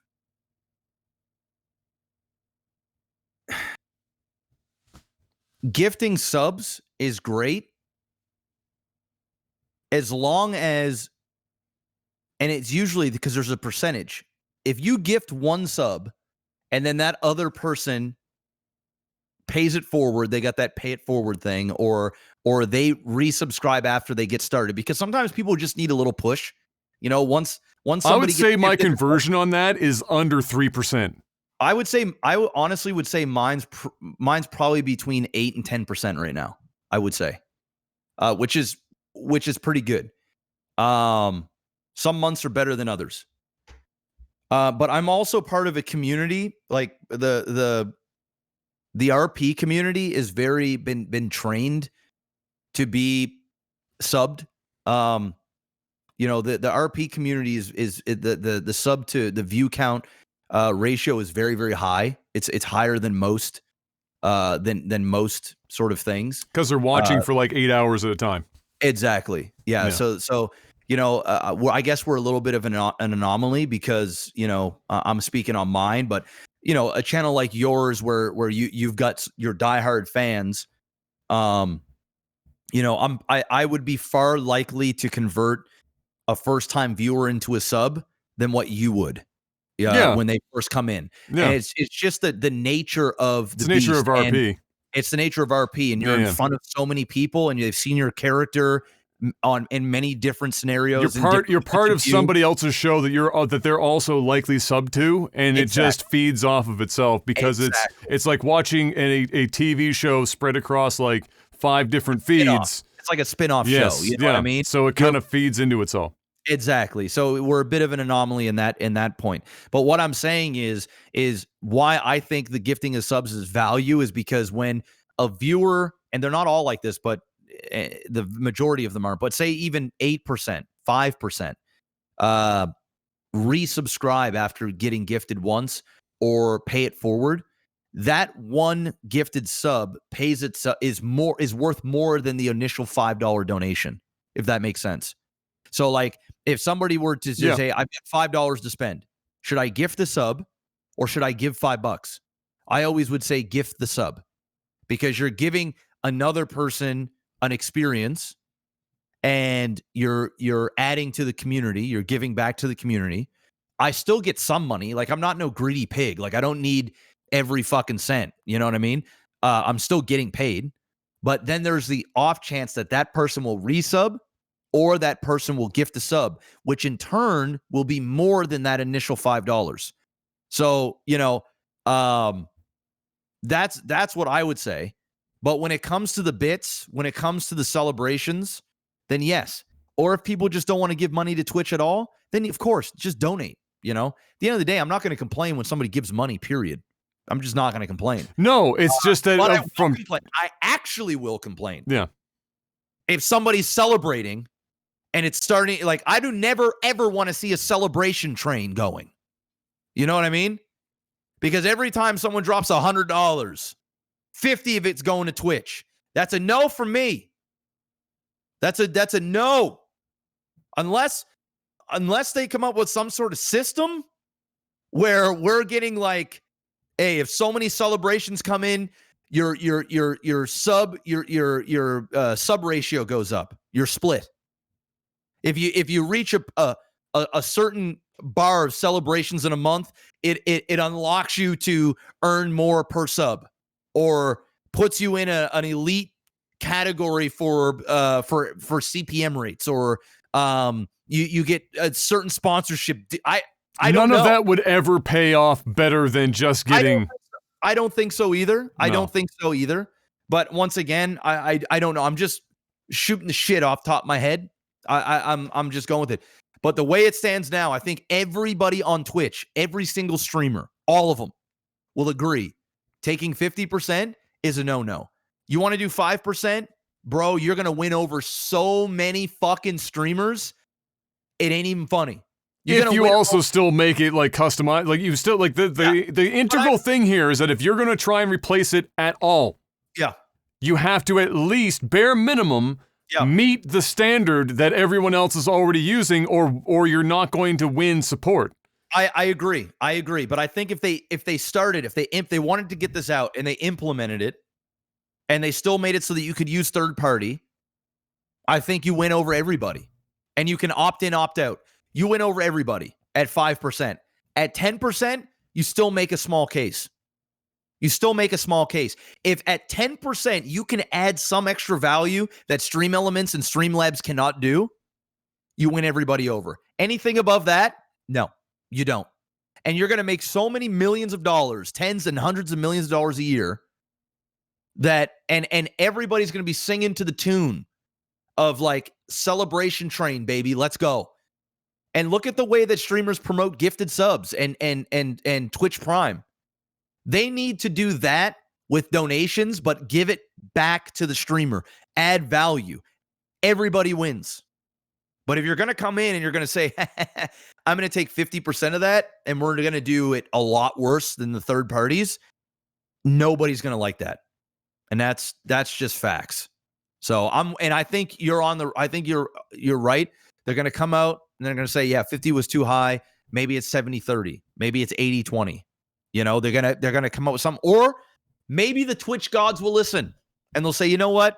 If we aren't prepared to actually give extreme value, we need to go and rethink this, and we'll revisit this in another year, 2 years. And maybe the industry has changed enough, or maybe they've bought out Stream Elements, or, you know, if they want to go spend some money, go buy out Stream Elements, go buy out Streamlabs, buy them out. And then work in your ecosystem there. Why not? I don't know. It seems, I'm sure they'd get them relatively cheap. I mean, look, Twitch hasn't made any particularly smart moves in a long time. So it does not shock me then that this would be the case. I mean, their acquisitions they've made in the past have turned into nothing. I mean, the Twitch app on the desktop is a fucking joke.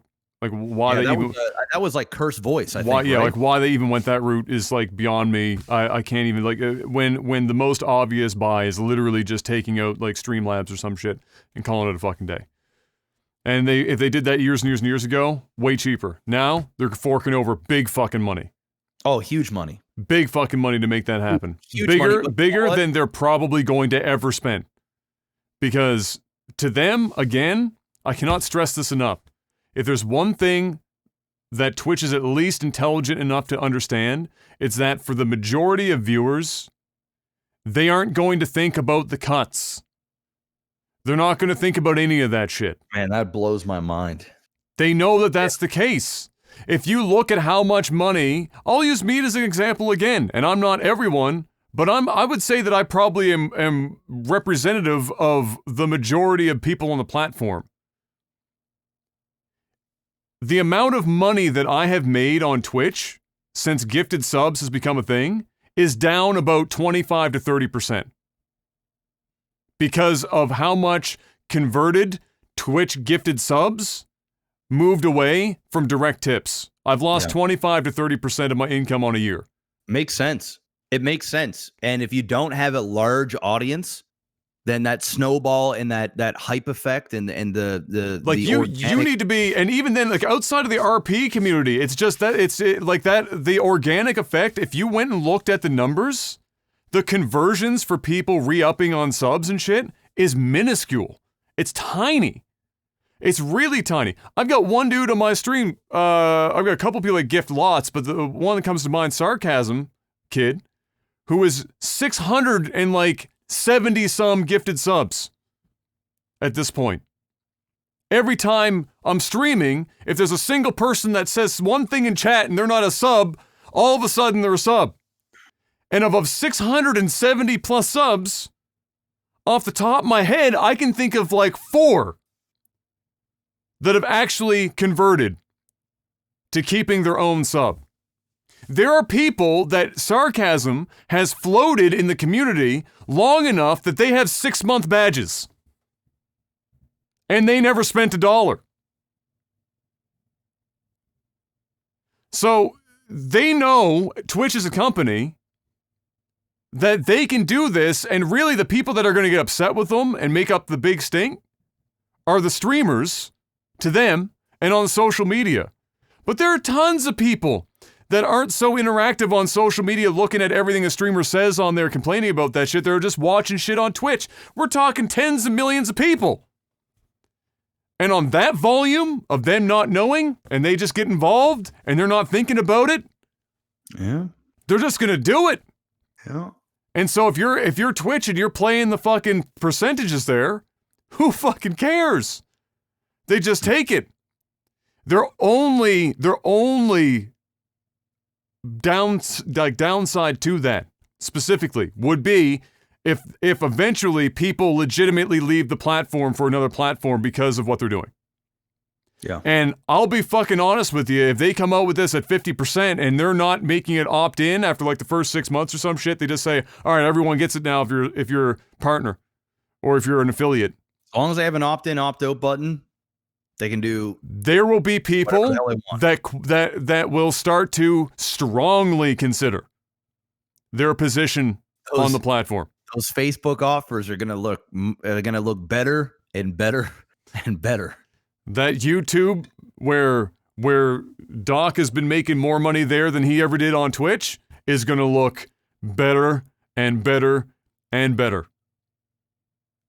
And the moment you get more bigger, mid-tier and upper streamers moving over, the more that will convince smaller streamers that even though it should be the reverse logic where they'd be better going over before the big streamers, it will convince them to do the same. Yeah. And this, of all the features they've ever come out with that would push people away from the platform, this would be number one. Yeah, I mean, if they come in and put a celebrate button on everybody's thing and say you're forced to do this and we're taking 50%, ooh, man, it'll be a 3-hour podcast just on that. Let's put it that way. And there'll be tons of streamers back on Twitter, on Twitch, on everywhere, just blasting these guys. I mean, blasting. It'll be fucking Ragnarok, bro. Yeah. Speaking of blasting people, I'm going to put Atlus on blast for being stupid again. Atlus, the fine makers of the Persona series and other Shin Megami Tensei video games over the years, as we talked about, I think briefly in the past, they're putting out an SMT Nocturne HD remake. And as they've done with the other Persona releases as of late, as in 5 and then Persona 4 Golden as they've released, they have a really nice and tight specific list of what content creators and video game content publishers like video game reviewers and previewers, etc., can actually do with video content or picture content. It's only Atlus that ever does this. And it would be Atlus that does this shit because they're just fucking stupid. They like to look a gift horse in the mouth. They've got all these super hyper niche video games that sold like a handful of copies 17 years ago. And now like millions and millions and millions and millions of people are looking to line up and play them because people streamed it and played it on YouTube. And they still refuse to let go of this shit. They are Nintendo, but worse. And so here is their recent one for this 17-year-old video game. I cannot stress enough, this is older than some of our viewers. This video game. I don't know. Do we have any like 17-year-old? I feel like we're skewing older now. I'm sure we probably have at least a couple. We probably have a couple. Distribution. They were like 5 or 6 years old when this game came out, right? They were starting school. There you go. Distribution guidelines. All right, hold on. Let me get this right here. Using or distributing images or videos of this game on online services is only permitted for personal use. When posting content that relates to the story like an event scene, don't take away the enjoyment of other customers. Please clearly indicate that story content is included. And now we're into the copyright notice request. Posting and delivering content is allowed at the condition that the copyright holder is clarified. Copyright Atlus, copyright Sega. Precautions. Please do not reuse others' gameplay footage. Please do not reuse or release content that is only music data like BGM for purposes that are only for listening to it. Please refrain from using sites and services that require payment to access, browse as they can be considered for commercial purposes.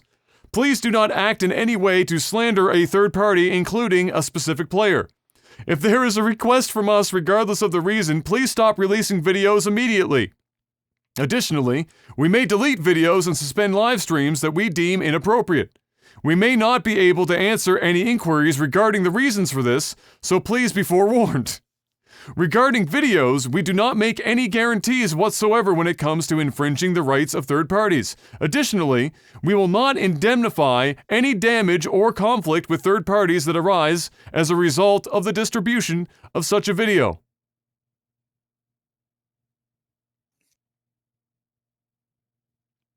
Rip. Sometimes you have to wonder if people just hate money. Yes, some people they don't want to make any money. Free money. You gotta like people just don't know how to make money anymore. It's crazy. You got a game nearly 2 decades old. This shit's coming up on being able to buy porn and drink alcohol. And you're going to come out with a laundry list of ways in which people can't distribute video and audio content to drum up more hype for a game that really originally might have played to 250,000 people. And now you're taking it away, possibly selling many more multitudes just based because you don't want people to get spoiled the way that you think that, like, as if people weren't going to go out of their way to watch videos knowing that they were going to get spoiled in the first place. You're fucking crazy. So Atlus, once again, you missed the net. Try and get that shit back in under wraps.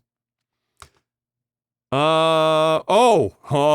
Black, you were almost right, but it's still coming out in 2020, unless they do it again. Cyberpunk 2077. Delayed! December 10th. You were so close. I was close. I mean, it could still happen. You never know. Definitely could still happen. There's a lot of time between now and December 10th, Jeff. Dude, you know, how much good grace does Cyberpunk 2077 really have? Because I have not seen in the history of video game delays and hype around a game where people have been so understanding of delays. They stopped being understanding on this one. They're getting death threats now. Really? Yeah. I mean, that doesn't surprise me, but I mean, like, I'm still seeing the majority of people on my. I actually haven't seen a negative comment about it yet. You know, I've been seeing a lot of it's okay. Listen, take as much time as you need. greatness, needs to be, we appreciate that you're not rushing something out and giving us an incomplete game. I've been seeing tons of that. I've been seeing more of that than I have seen in any game ever that has been super hyped and have been delayed so many times. I don't know is it Keanu Reeves? It's got to be Keanu Reeves. I mean, I don't know how much money they paid Keanu Reeves, but they didn't pay him enough. Because this guy not only, how do you hate something? Maybe that's what it is. How do you hate something Keanu Reeves part of? Well, it's because it's CD Projekt Red. And so many people ride the dick of this company because of how they handle the Witcher franchise, that they have an enormous amount of positive, I'd say, of positive press that is taking a lot off the edge of this fourth delay. That's insane. Look, when I said that there was no way that it was going to get delayed again because it went gold, that's because never that I can think of, not once, has a game physically been delayed after it has gone gold. The argument they're making is when you go gold, it means the game is playable from beginning to end and has been certified for distribution and can be sent off to be printing discs. They're turning that term now into, it's not done. We still have between the time that the game goes gold and the release date to make a day one patch because it's 2020 and that's how games work now. So don't take it has gone gold as, it's definitely going to come out at that release date. Yeah. All right. That's fucking stupid. So shut the fuck up and never say that again. Now you're just fucking digging. Like fucking hard. Nobody has ever made that friggin' point ever because it's a stupid point to make. If it goes gold and it's going to print, then people know, like I mentioned last week. Coming out. It's coming out. It's going to have a day one patch, but it's coming out on that day. Not anymore. Not anymore. Not anymore. And you want to know, it's funny. It's almost like the movie business hype. Yeah. Where they go, hey, tickets have sold a bajillion over. Yeah. And you know what they do when they do that? They're basically telling y'all, hop on board or miss the train. Get on. Get that FOMO. Get on. Everybody else is getting on. Go buy it. Go get that ticket. You better go do it before they sell out. You want your copy? You better go pre-order. Better go get it in you. Better get advanced tickets. And the movie's what happens? Movie delayed. Oh, what happens? Now the game is delayed. They want to celebrate all their achievements. They want to hype everybody out. But you don't want to commit and bring out the game when you said it was going to come out, which is specifically the reason why you went gold. And said no more delays. They actually, when it went gold, they said, this is it, guys. No more delays. Until they did. And you know what? Look.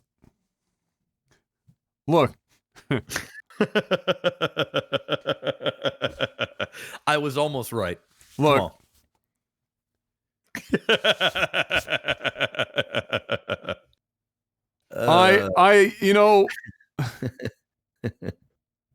It's Corona times, Adam. Cut him some slack, Adam. It's Corona times. They had nothing to do with it. Look, I'm already convinced this game isn't going to be nearly as good as people think it is. I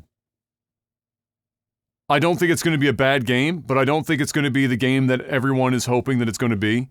And I think we're going to see a lot of people battling internally over whether or not they want to publicly admit that it's not the game that they were hyping up alongside everyone else for such a long time, because they're going to have to justify all of their hype leading into it. And if they suddenly go against that, they're going to feel like they've it's going to have that cognitive dissonance. Oh my God, I was wrong. But I can't really admit to myself that I was wrong. This game is going to be a good game, but I don't think it's going to be the savior that everyone thinks it is, with or without Keanu Reeves. And nobody should be receiving death threats ever, let alone for a game delay, obviously. No.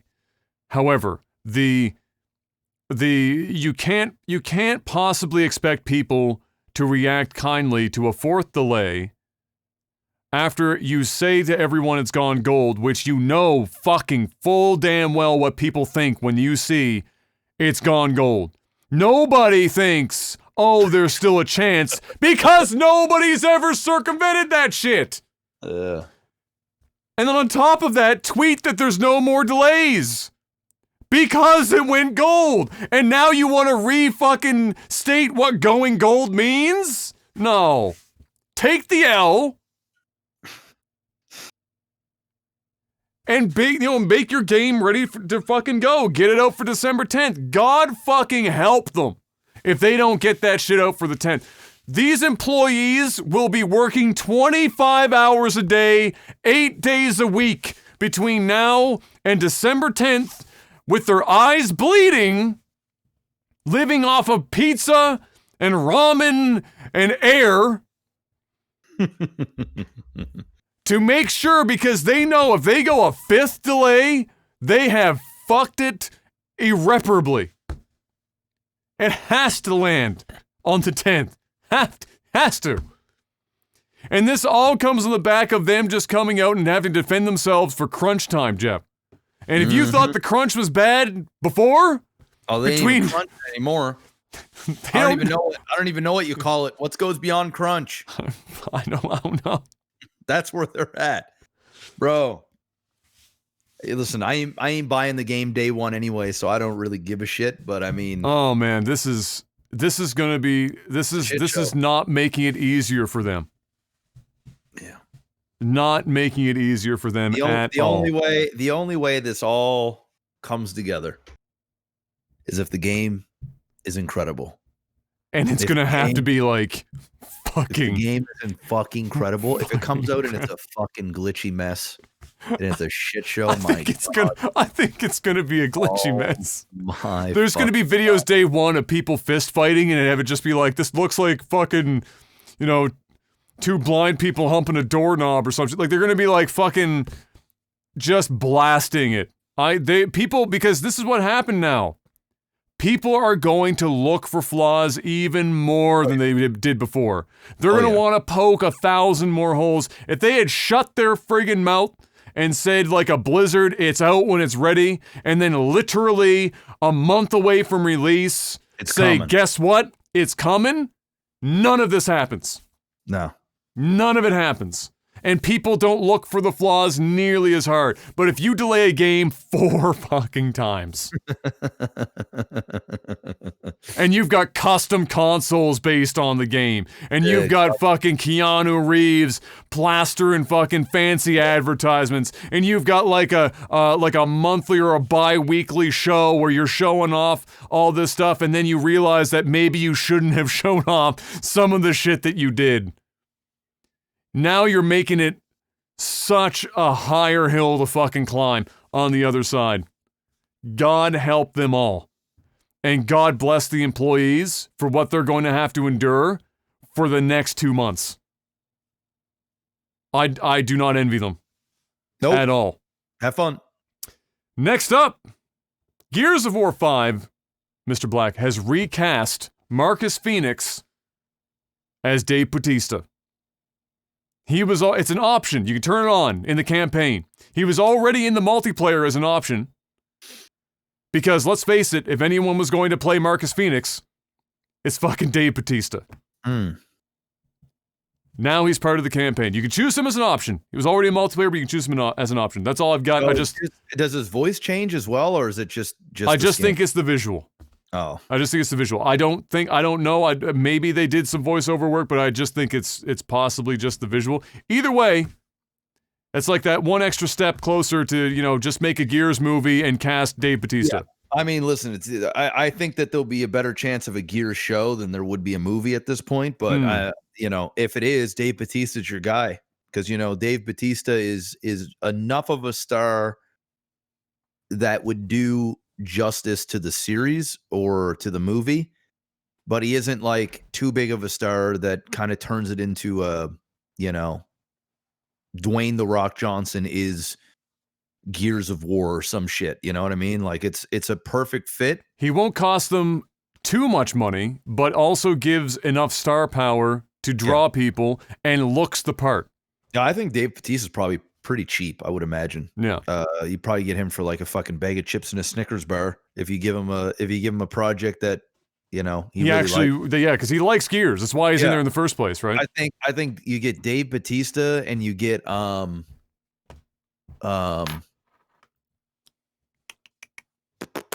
Terry Crews together. And you're a legend. You have an awesome game of who is your second? Terry Crews. Terry Crews. You get Terry Crews and Dave Bautista in a Gears of War series on Netflix or HBO or in a movie. That's the show. Yes. Those 100%. That's the show. 100%. I'm in. You announce that tomorrow, and there's going to be hype like no other. And good news, you get both those guys for a Snickers bar and a promised good time. How do you lose? This is not a hashtag ad for Snickers, by the way. No, I don't even really like Snickers all that much. You know? Yeah. That's I'm on board. I'm sure it's going to happen in some form at some point. Oh yeah. It's just a matter of time. Especially if this goes over well and they see like the reception is really well done, or they go like, holy shit, you know, 70% of our players actually played with Dave Bautista's face. Yes. I mean, sucks to be the dude that already plays Marcus. I mean, that sucks. He's already made he's already made his money off of fucking Gears of War. I know, but still, it's like, you know, it's like somebody coming in and just stealing your thunder. Well, I doubt that Marcus Phoenix's voice actor is 6'5", 240 pounds. No, but I mean, still, you know, I mean, you know, if that's your life's work, you know, that's the thing you're known for. Well, yeah, of course. Like, what the fuck? Yeah. Fuck off, Dave Bautista. That's what he's thinking. Speaking of fuck off, Halo Infinite. The director, Chris Lee, who has been at the helm of 343's Halo efforts since 2008, basically the inception of 343 Industries, has, and I use this term loosely, stepped away from Halo Infinite in the wake of, well, everything we already know about Halo Infinite. Microsoft sidelined him, is the reality of this, a couple of weeks after the delay back in August and the poor fan reception to what they showed off way back then. Then, not long after, is when, and we talked about this before in the podcast as well, they brought in the Halo veteran Joe Staten to lead the campaign and another executive in Pierre Heinz to run the multiplayer side. So basically, they brought in two other veterans to replace him, sidelined him, and he stepped down or stepped back from Halo Infinite and is still technically a Microsoft employee. He's just nowhere near this project now. This is like one of those pieces of news that is both great, but also disappointing. Because it's great in that we have two guys doing the work that are likely better than the guy who was there before, but it's bad in that it tells you that the development for this game is still in huge amounts of turmoil. Oh, yeah. And it's all over the place. And the end product is probably not going to be nearly as good as it should be. Dude, we ain't getting this till 2022. That's when we're getting this game. You know what? If we get it. This is that, and you know what you just said there is my take on this. Yeah. You know what? If I'm in charge, if I'm Phil Spencer, and I'm looking at all the goodwill we've got going, and I see Halo, which is one of our pillar franchises, our tent poles, if you will. That tent pole is looking limp dick as fuck right now. Yep. It's more like a tent wet noodle.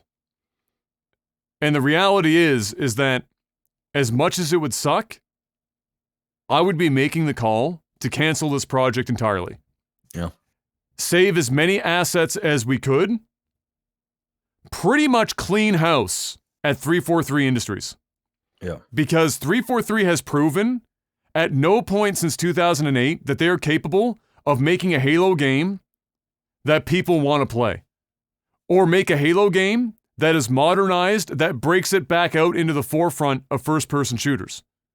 They just haven't. They've literally produced 0 games that even approach that target. And if Halo is going to be such an integral part of your fucking console that he is still Master Chief plastered on the back of the Series X box. Crazy. Despite the fact he's not going to be a launch title anymore. Then you better knock that shit out of the park or don't do it at all.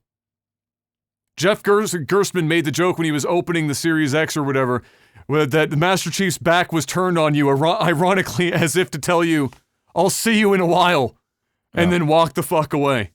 Yeah. So if I'm Phil Spencer, I come in, I say bye-bye to Halo Infinite. Yeah. I clean house at 343. I go and headhunt and create a new studio. Because there's so much bad press for 343 at this point, it's not even worth rebuilding it under the same brand. 343 is now gone. We create a new in-house developer under a totally different name. We might use some of the same good employees from 343 in it, but it's a new name entirely. Yeah. We headhunt and fill up the rest with our veterans and people that know Halo and know the current state of the industry and know that you can't just combine Call of Duty with Halo and expect it to fucking do well and make the game over again. And just understand that unfortunately, you're not going to have a flagship Halo game for the first 3 to 5 years of this next cycle. Because I would rather that than have Halo, who is already, as we've talked about here, on its last legs, really, as a franchise. The last thing they need is for Halo Infinite to come out after all this, like, fuckery and be like a 6 out of 10. It's the last thing they need. Well, then the whole franchise is dead. I mean, it's already on life support now. You're one mistake off of it's game over. It's legit game over. So, yeah, I'm kind of with you. It's pretty much a sunk cost at this point. Chalk it up.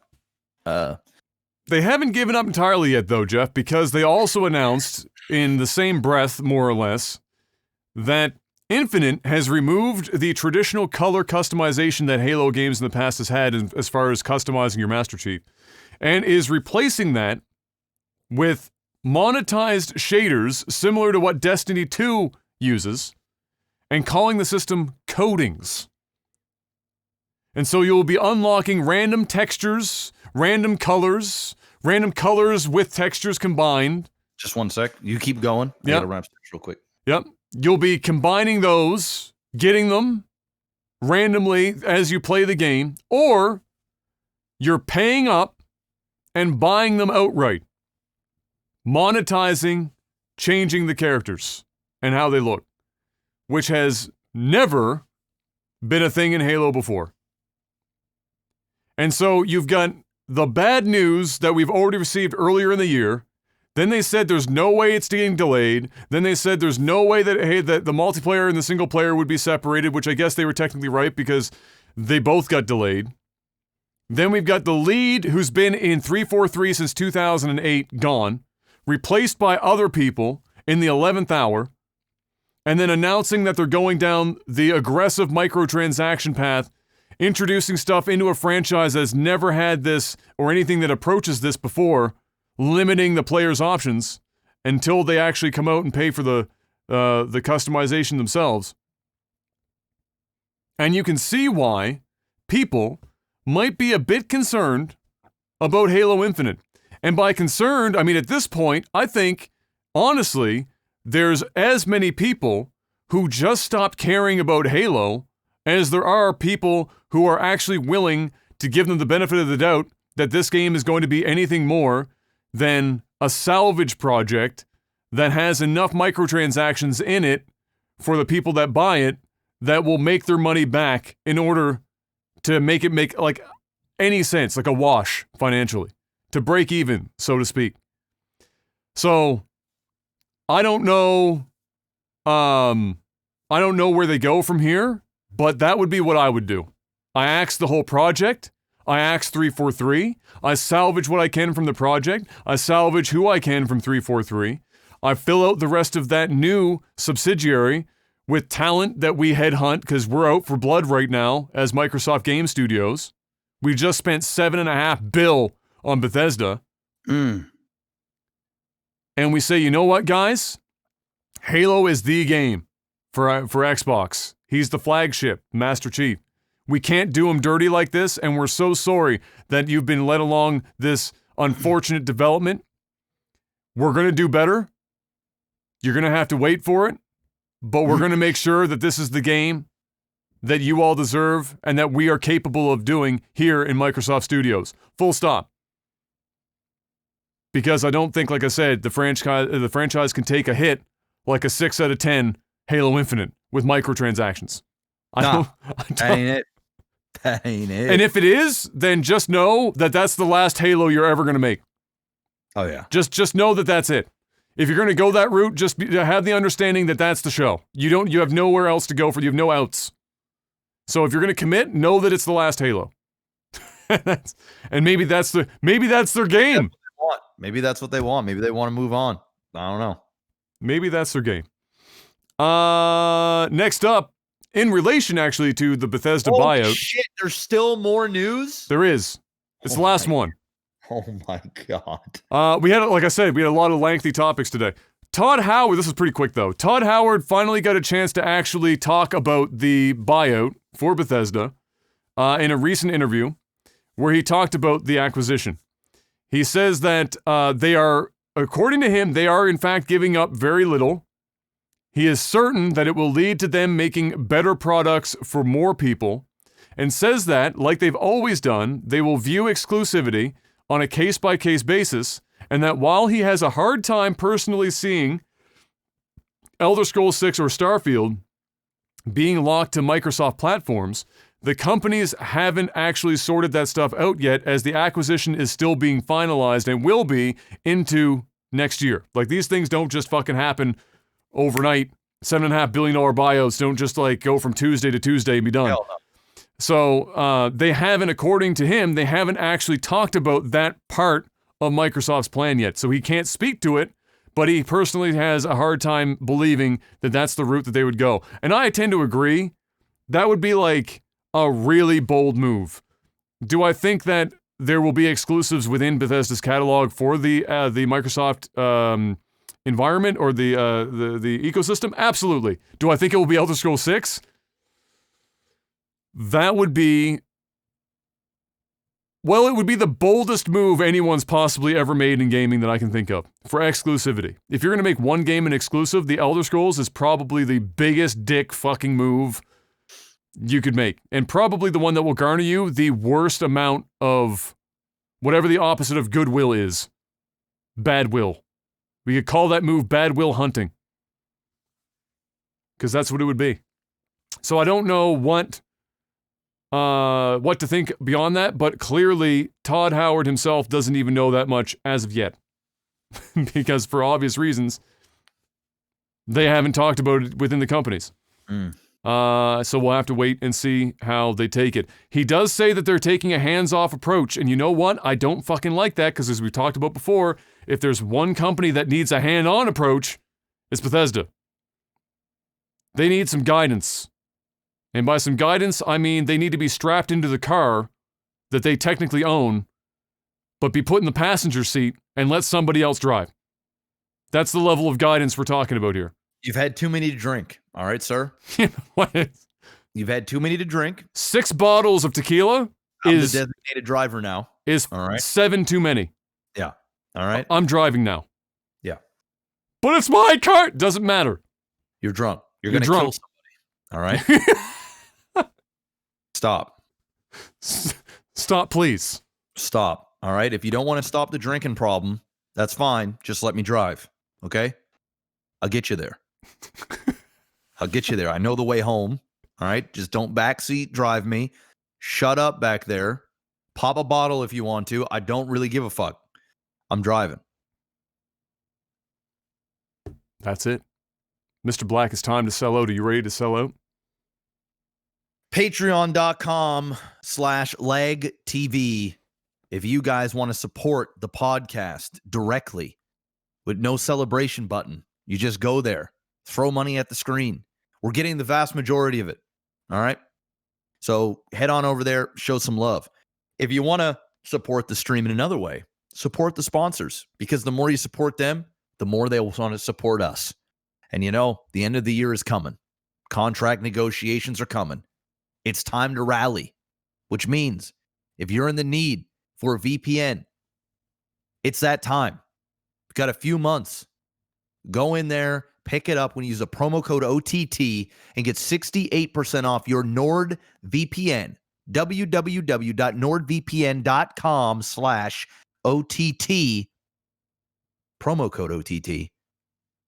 For less than a cinnamon dolce latte grande at Starbucks a month, you can not only stay anonymous and safe on the internet, but you can also bypass region blocking.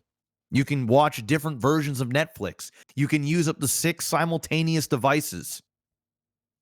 You can do many things. You can even support the podcast. All at the same time, guys. If you don't have a VPN in 2020, what are you waiting for? It's that time. All right? It's that time.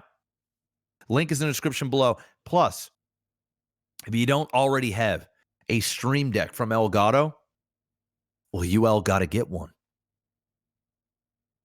It's 2020, guys. Everything needs to be at the palm of your hands. The touch of a button. Minimal effort for everything. I'm telling you, the Stream Deck allows you to be minimal effort. One click of a button takes you here to the stream. One click of a button takes you to YouTube. One click of a button takes you to my Spotify. One click of a button turns off your computer. One click of a button is all you need when it comes to a Stream Deck. Mr. Black. There's something else to talk about now, too. What's that? Elgato has purchased a company that now allows you to use your, at this point, only iPhone as a webcam for your streaming purposes, both wired and wirelessly, depending on what you want to do with it. I didn't know that. And pretty much any iPhone made in the last 5 or 6 years is going to look infinitely better than any webcam you can get your hands on. That's facts. Couple that with the multi-mount. And if you're somebody, maybe you're an artist, and you need another camera to show off the work you're doing on your desk, and you don't want to go and spend $300 on a C920 because the market is absolutely fucked with work from home right now, lay that bad boy right on that multi-arm, and you can show all the anime titties you want, as long as they're covered here on Twitch. You can even pair it with a ring light. You could. You literally could. You do exactly that. Elgato. Works with green screens, too. You can, listen, that's the great thing about Elgato products. They all pair with each other. The word of the day is ecosystem. Get in on it. Get in on that Elgato ecosystem. Support the sponsor. And also get great products. It's very rare they have a company that is actually knocking it out of the park with the shit they bring out. Stuff they bring out is actually useful. So go pick them up. Link is in the description below. I ain't got a promo code, but I can recommend them. So happen. Let it go. Go there. It's 2020. It's Christmas season. Buy something for a friend. For yourself. But maybe keep it in check because, funds are a little tight right now. Yeah. Keep that in check, all right? You got to get your priorities straight, all right? The first thing you do with your paycheck, all right, is buy a Stream Deck XL. Is go to patreon.com.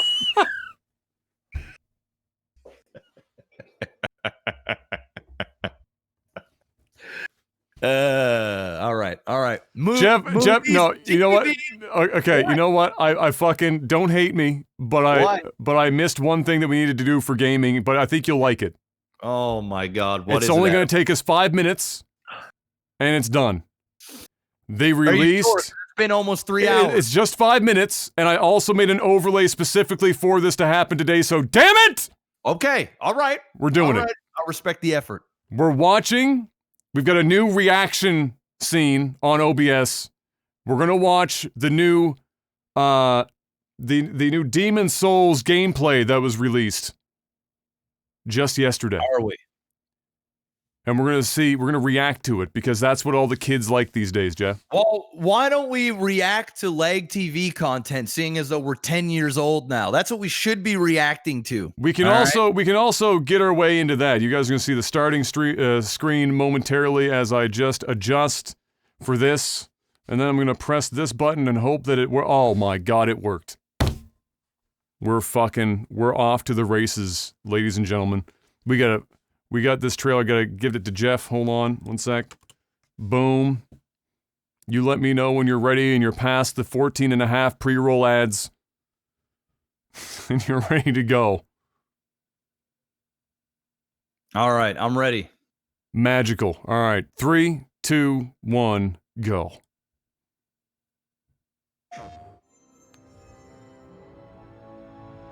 So this was just, actually this came up today. I was wrong. This came up today. So this is fresh off the presses.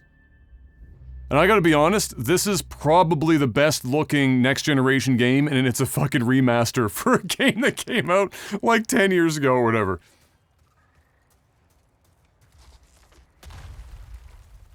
I mean, this flat out looks really fucking good.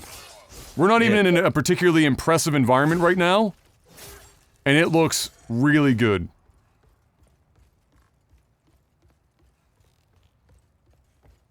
It's been long enough too that since I've played Dark Souls that it's gonna kind of feel new.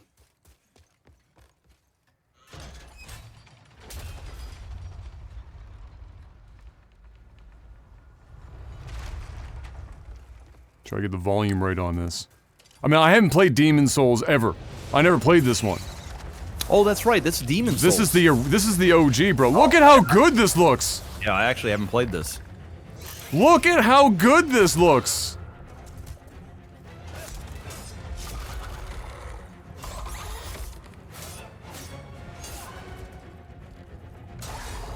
Now, keep in mind that Demon Souls is arguably probably the hardest of all of the games that have come out under this brand.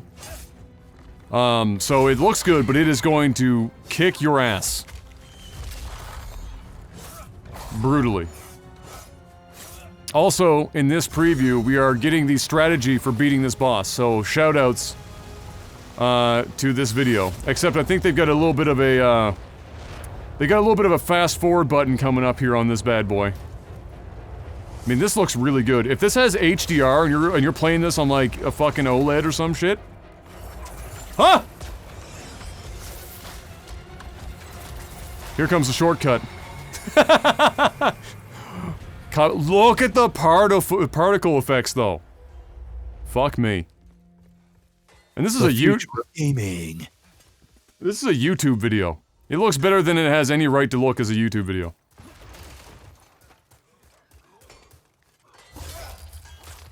So what I've also read is that while all the artificial intelligence and like behaviors and stuff apparently are the same as the original game. The roll dodging and stuff is now omnidirectional, so you're actually getting, like, you can roll dodge in 8 directions instead of, I don't know what the original was, it might have just been 4. Like, forward, backward, left, and right.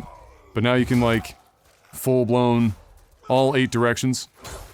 Obviously, animations have been dramatically improved. I would love to see somebody take this clip and then loosely play the original and record it and show side by side what these areas and the gameplay looks like from the remake versus the new game, because it would be it would probably blow some minds to see the difference. Sound design is impressive too. Like, it sounds great. Oh, it sounds really good. And you're not really used to hearing your guy grunt, but you're hearing him. You're hearing him actually like vocalize here, right? I know on the stream right now it's only 30 FPS, but this is butter smooth, like just flawless.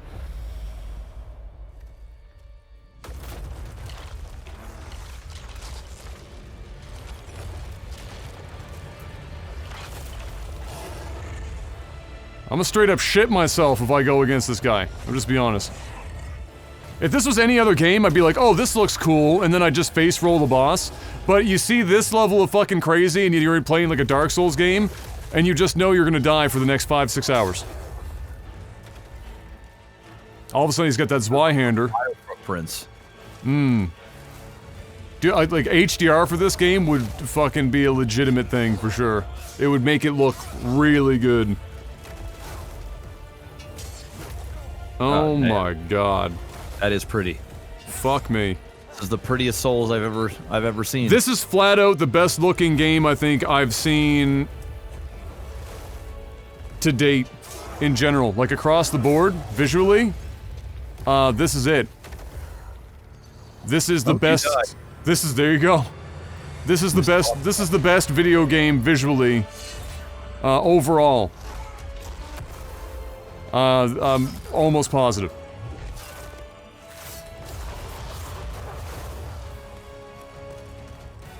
They also have, I think there was like a, oh fuck, like a filter to make the game a little gloomier, kind of like the original.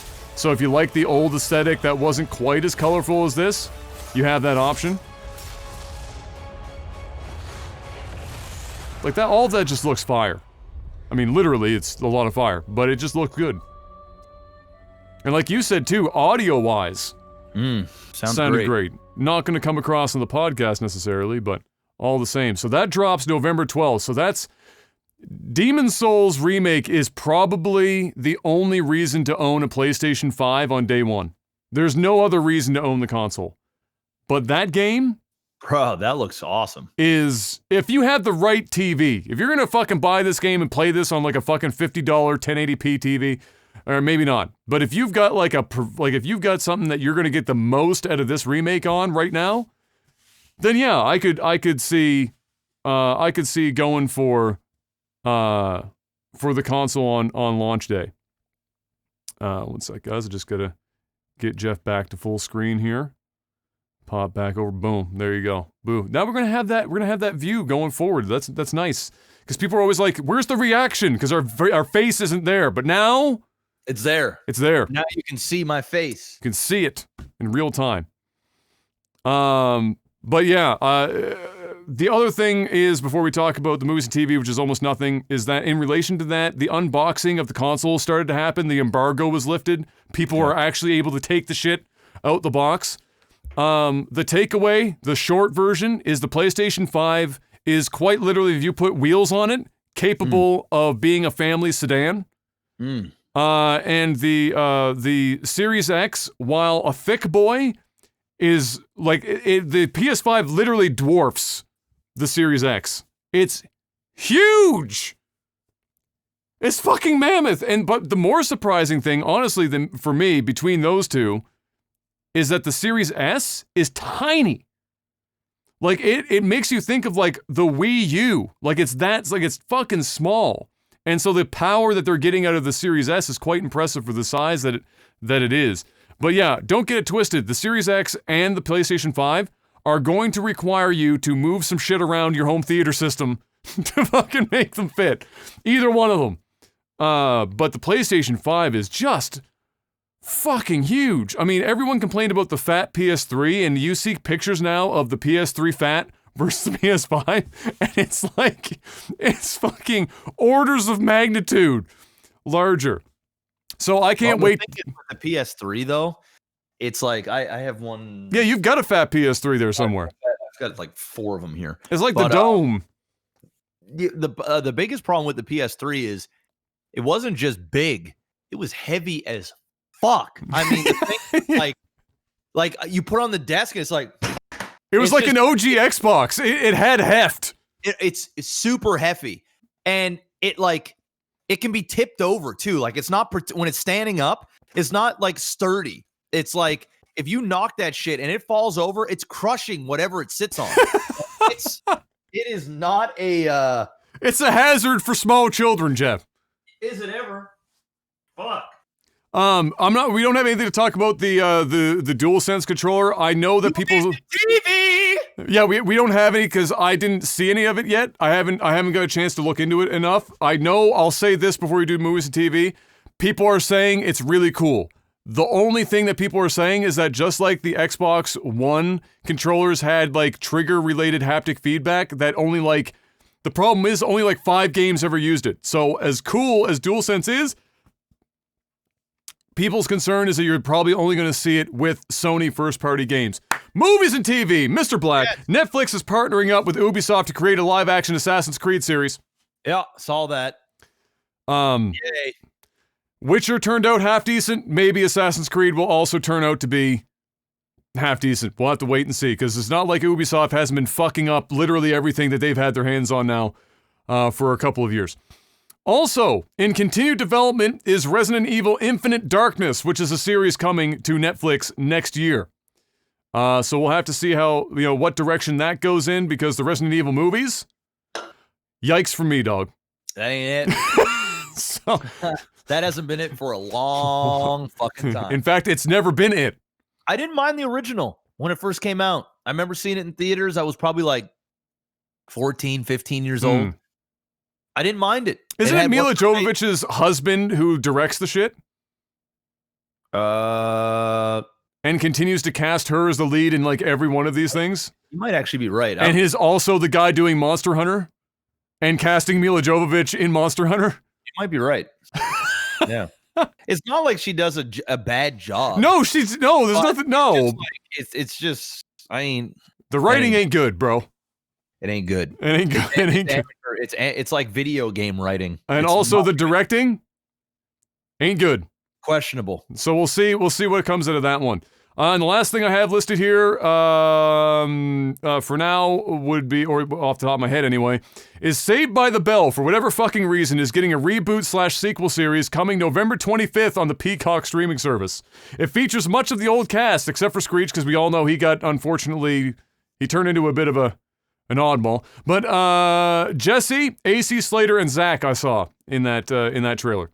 Oh. Basically, Zach is now like the mayor or the governor or some shit. I don't fucking know whatever it is. And ask me if I'm getting Peacock. No. It's a big no for me, dog. The only time I'm ever, and actually I'm probably, even when Fresh Prince is going to Peacock, right? Possibly, yeah.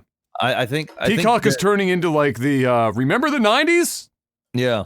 I'm pretty sure it's Fresh. They paid for Fresh Prince, right? The remake. I think we talked about that. Yeah. Yes. It's going to Peacock. Yeah, I'll be streaming that somewhere else. Yeah. Your boy ain't getting Peacock. No. I just can't even give my money to something called Peacock. I just can't do it. I can't even take it serious. The answer is no. And of course, it showed off Mario Lopez shirtless because, let's be fair to Mario Lopez. He has aged 5 years in the last 30. That dude is aged like fine wine. All right? They saying black don't crack. Well, Mario don't crack. Mario really don't crack. He don't crack at all. He's just smooth and he's chiseled. And he's been like that since he's 15 years old. Yeah, he hasn't changed. Seriously. Shit's crazy. It's kind of fucked up, but hey, and Mario's been staying relevant. He's been doing his thing. He's he's a hustler and a grinder in the Hollywood. So he did the best out of anyone that came out of that show by miles. You know what else I had to call out though? Zach's hair is still Zach's hair. So I got to give props. All right. Yeah, he obviously hasn't aged like Mario Lopez. Adam is the guy that's always got hair. I will notice it because I lack it. The other big news in the world of movies and TV. 007. Oh, right, that got delayed. Well, yes, right? It's I know what you're going to talk about. It was rumored that they were going to try and sell it off to a streaming service for $600 million. Well, Amazon said, hey, did they do it? They said, hey, how's it going? We would love to be able to buy your, or was it Amazon or was it Netflix? I don't know. It might have been Netflix. One sec. Netflix. Actually, it might have been Amazon. Netflix 007. I'm let me go double check before I give the wrong news. But essentially, streaming service came out and said, hey, we really so here it is. Apple, okay, there it is. Apple TV, I was right. Apple TV and Amazon. So Amazon has got their Borat sequel rolling right now. I watched that. It was fire. Was it good? I haven't watched it yet. We were going to watch it last night, but it's good. What I'll say about it, just as a quick review, is that obviously you can't expect it to be quite as prolific in its subversiveness as the original, because everyone can fucking recognize Sacha Baron Cohen as Borat.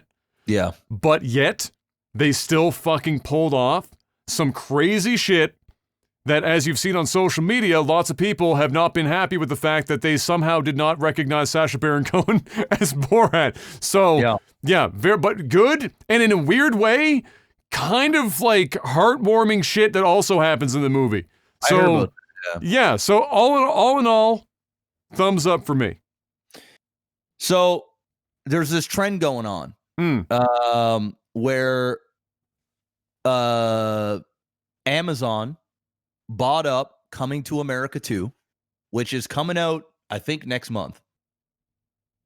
For those who don't know what Coming to America is, Eddie Murphy's iconic role of a prince or a king that comes, I guess a prince that comes to New York and pretends to be poor, and he works at McDowell's and tries to find love that doesn't want him for his money and his status.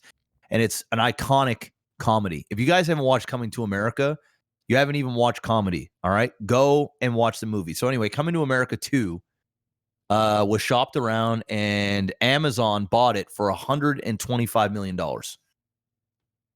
So, Coming to America cashed out. They said, that's it. You know what? They sold for $125 million.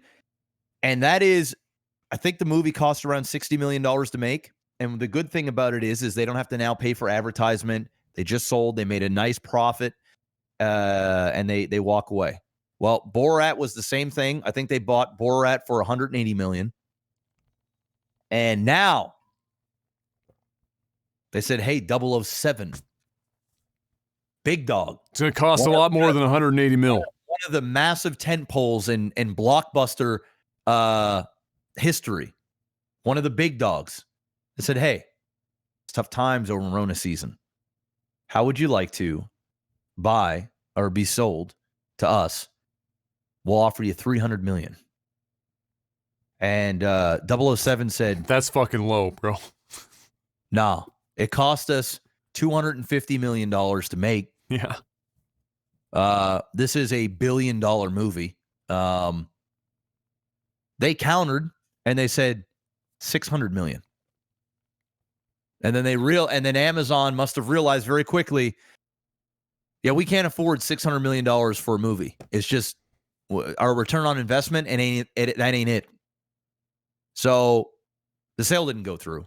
But Amazon, Netflix, they're all starting to shop, and they're all and some studios we're yet to see a major motion picture get on board, like a potential $1 billion movie sell yet. But a lot of these mid-tier, low mid-tier movies that cost $50 million, $60 million to make, $80 million to make, some of them are selling. And they're taking it because it's guaranteed nice profits for the studio. They don't have to go and market the whole thing and spend twice its budget on marketing on top of that, and then take the risk of it bombing or not doing as well in theater and Blu-ray sales and all this other nonsense. So they're just selling these movies flat out. But 007 was shopped. They said, nah, bro, that ain't it. 600 million. Well, then we can talk. And Amazon was like, nah, we can't afford that. But a $300 million offer was apparently made, which is a lot of money for a streaming service to dump in for one movie. I mean, that's a lot of cash. That's a whole lot of cash. So, but that tells you where this is all going. I mean, that's the direction that this shit is going. Even on the other side of Rona, this kind of stuff is going to be more commonplace. And for the reasons that you just mentioned, for a lot of movies, you're talking about the streaming service assuming the risk of whether or not it will make the money. You'll look at it and go, this is guaranteed X% profit versus going to just theaters and maybe we make more, but also maybe we make less. And for the streaming service, they're going to be looking at it as for conversions on new subscriptions for the short or long term. And holding them. You know, like, because as we get more and more streaming services, they need more and more incentive for people to want to show up. Like Peacock, like ain't nobody showing up to Peacock to watch AC Slater run around shirtless for 5 or 6 episodes. Throw that on Netflix, and I'm sure it'll do a whole lot better. Not only just because there's the numbers there, but people will get more excited about actually seeing the It's same thing has happened with Cobra Kai. Yeah, Cobra Kai was on YouTube Red. It's this little series. Netflix picks it up, and boom, shit blows up. Yeah, season 3 is coming out soon, and they're already wrapping season 4. So Netflix is all on this shit like white on rice, and it's doing extremely well, and it's dirt cheap to make. So, in that vein, Netflix did miss their estimations, and so their stock price did take a bit of a fall here this week. But I think that's more of a case of projections constantly being like, you know, it's like the assumption that you're going to infinitely be able to be bigger and bigger and bigger and bigger. You can't. That's unsustainable, and even during a time where more and more people are using streaming platforms because they're all stuck inside, you can't be like projecting you're going to do just fucking massive growth year on year. So, to that end though, that's when you look at it and you go, all right, we can spend. Maybe we have to spend $300-400 million to lock up a big ticket movie to get more turnover. At least for this this fiscal quarter or this fiscal year, so that the shareholders, at least for that window, see upticks. And hopefully they don't look into it too much and think, oh, this is possibly a short-term uptick because they acquired fucking 007 to drive views. But either way, I bet you this won't be the last time that No Time to Die is fought over, possibly, or offers will be made. And I think the longer it waits, the lower that price is going to come down. Oh. And eventually, I think they'll probably crack long before. I don't think 007 is going to streaming service, but it is interesting that they were willing to even field that idea, to sit at the table and have the conversation. That's pretty unprecedented. Like, speaks volumes about where they're at, right? Yeah, and just the movie business in general right now. I mean, yes, exactly. Guess what? That's not going to get better anytime soon. No. All right, Mr. Black, it's now time to move on to export. Ladies and gentlemen, $10, patreon.com/lagtv will get you in to a few things, but one of those things is being able to ask us a question every week. We got lots of questions this week, but guess what, guys? We're not going to be sitting here because we're already at 3 hours. It's been a hot one. Will Hawkins has a 7-time upvoted question, Jeff. Okay. Have you ever named your car? Yes. My car's name is Nightmare. How edgy of you. It happened when, the whole car situation happened, and then I was like, man, this fucking car is a nightmare. And then I was like, oh, I like it's that. a nightmare. So yeah, that's the name. I personally have not. I haven't owned a car worth even giving a name that wasn't like Bob. Well, my old 1998 or 95 Jetta, I think it was 95 Jetta. That's her name was Michelle. Dude, I still remember vividly the day that we went up and bought that car. Yeah. Like when you bought it, we went up. It was off of like the Bedford Highway, up in like some fucking random suburb I'd never been in before. It was all hills. It was all hills. They brought out this fucking Jetta, and I was like crawling underneath of it and shit, and I could see that it needed like some work. It was rusted because it was a Jetta, and like every Jetta on Earth, diesel, was rusted to fuck. But the guy, you beat him down. We beat him. It was next to nothing. Yeah, I don't even remember how much I ended up paying for it. Dude, it was like $1,700. I think it was 18. Yeah, I think it was $1,800. And he started high. It was like he started like $3 something, like $3,000 or something. I remember that fucking day. We were nitpicking everything. Like the fucking window doesn't go all the way down right, and there's a lot of rust here that we got to deal with, and blah blah blah blah blah blah blah. We got it way down. Cash? Yeah, fuck it up. Yeah, I just want to get it off the lot. I just want to get it out of here. All right. Drove the piston up here too. Dude, you did absolutely. What else we got here? Danish, whose wife has a question this week. Oh. Says, what's the worst misunderstanding you've had with your significant other, current or in the past? In terms of like whatever significant other you would want to choose. Misunderstanding? Yeah, what's the worst misunderstanding? What do you mean by misunderstanding? So just, like a fight or an argument? Yeah, but then realize that the argument or fight or whatever was because there was a misunderstanding. Or you misinterpreted what they said, and then you like did something that you thought that they wanted you to do, but it wasn't even remotely close to that. Man.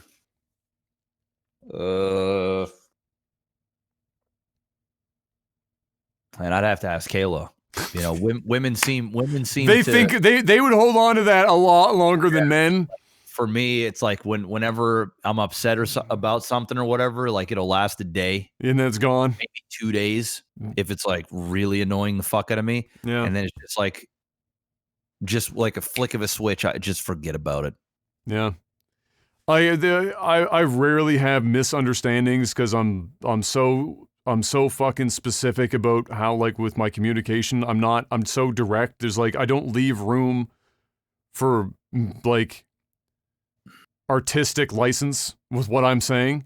So, but with M, because she's not English first language, even though she speaks English phenomenally, there are still things that as an English speaker, like you can understand reading between the lines that she might not 100% get, and vice versa. She'll say, and that's what happened. Like she said, she was texting me something, which is even worse because now you're texting, and she thought that she was using things appropriately where I would understand the in-between-the-lines context of what she was going for, and I didn't, and it unfortunately snowballed out of control, and that was the closest thing to an argument we ever had, but then eventually it became obvious what was going on, so that was it. Not much, because I'm so fucking specific all the time. In fact, I'm often too specific. I don't shut the fuck up. Let's see.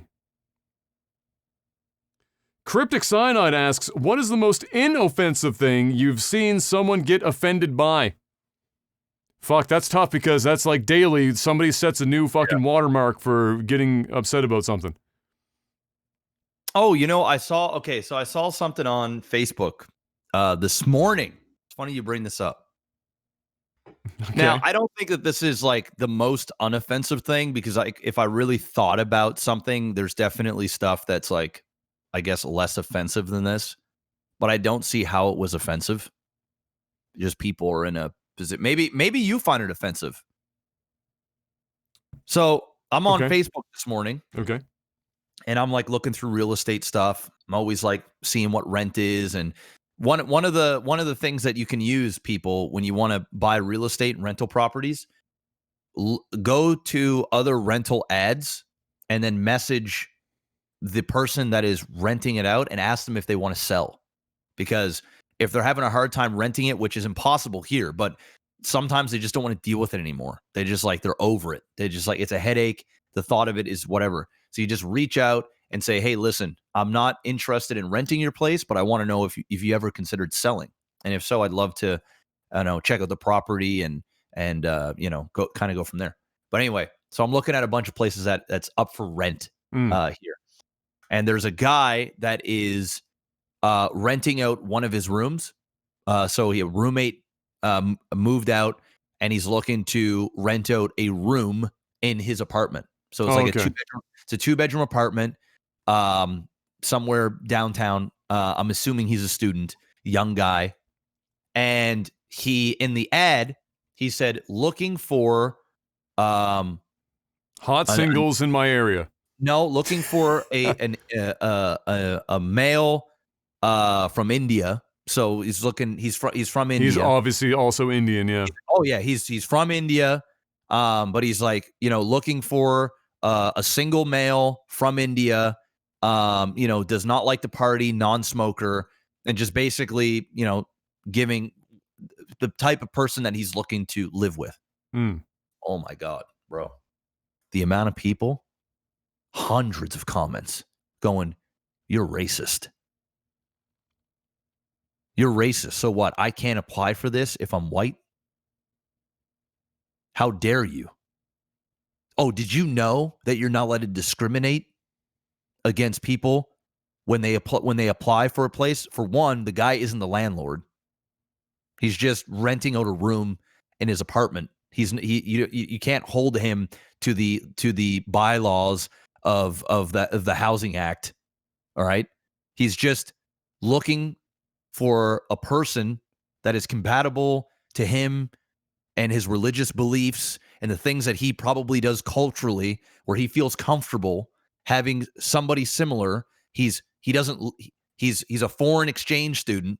He's not from here, and he's just looking for a person that he feels most comfortable with and compatible with as a roommate to live with. And people just went fucking mad. Like, I mean, they went fucking mad. Sounds like Facebook. Yeah. So, that's a good example because I saw it this morning and it was one of those things where I started writing a fucking paragraph and then I finished it and then I'm reading back at what I'm saying. And just before I hit the send button, I go, Jeff, don't do this. That's going to go in one ear and out the other. Don't even talk sense to these morons. And I just deleted it. I copied it just in case, like a half hour later, I still felt the urge to let them know how I really felt about it, but I ultimately didn't. And it's funny that this is a question because this dude, it was almost as if it was almost if these people thought that the dude was like, I can't stand white people or black people or whatever. It needs to be brown, It was wild. So I just couldn't believe it. I was like, man, you guys are fucking, y'all are lost on the sauce. Yeah, that's pretty bad. I mean, that's just, I'm that's fucking stupid. But it's also Facebook, and Facebook is the home of all the social media. Of all the social media, Facebook is by far the home of stupid by miles. Man, yeah, that's bad. I don't put yourself in that guy's shoes, right? So say, for example, I moved to Japan for studies or for work. And I have a 2-bedroom apartment. And I was sharing the space with another American. And this person flies back home to America. And I'm looking for a roommate. And I don't feel comfortable rooming with a native from Japan because I'm new here. I want somebody that I can communicate with, that I feel comfortable around, that I can potentially do things with, that aren't going to look at my tendencies as an ignorant American doing things, in the comfort of my own home or the place I'm renting.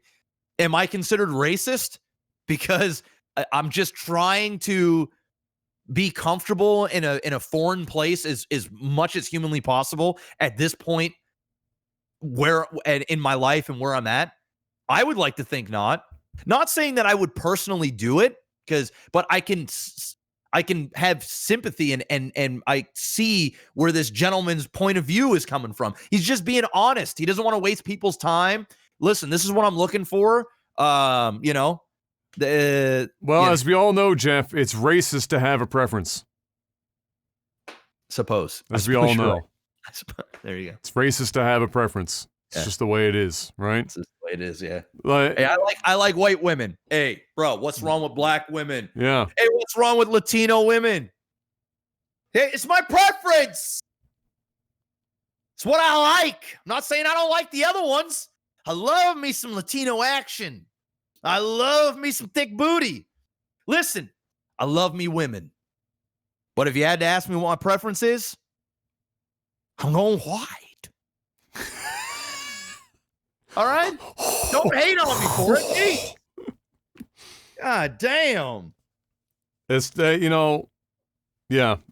that's fucking stupid. And yet I'm not surprised. You know what? Okay, so here's what I just listened to this. It was a snippet from Bill Burr's podcast. I was just listening to a snippet of it here yesterday. And he was responding in general to a couple of women that were writing in response to another topic that he was talking about in regards to a guy taking out his wife to see one of Bill's shows. So they went to one of his live shows and then out for dinner.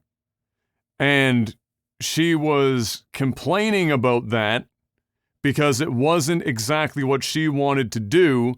And then also complaining that, like, after her waiting forever and ever and ever to finally go out because this guy is apparently working 60-hour weeks, that it wasn't exactly what she wanted to do.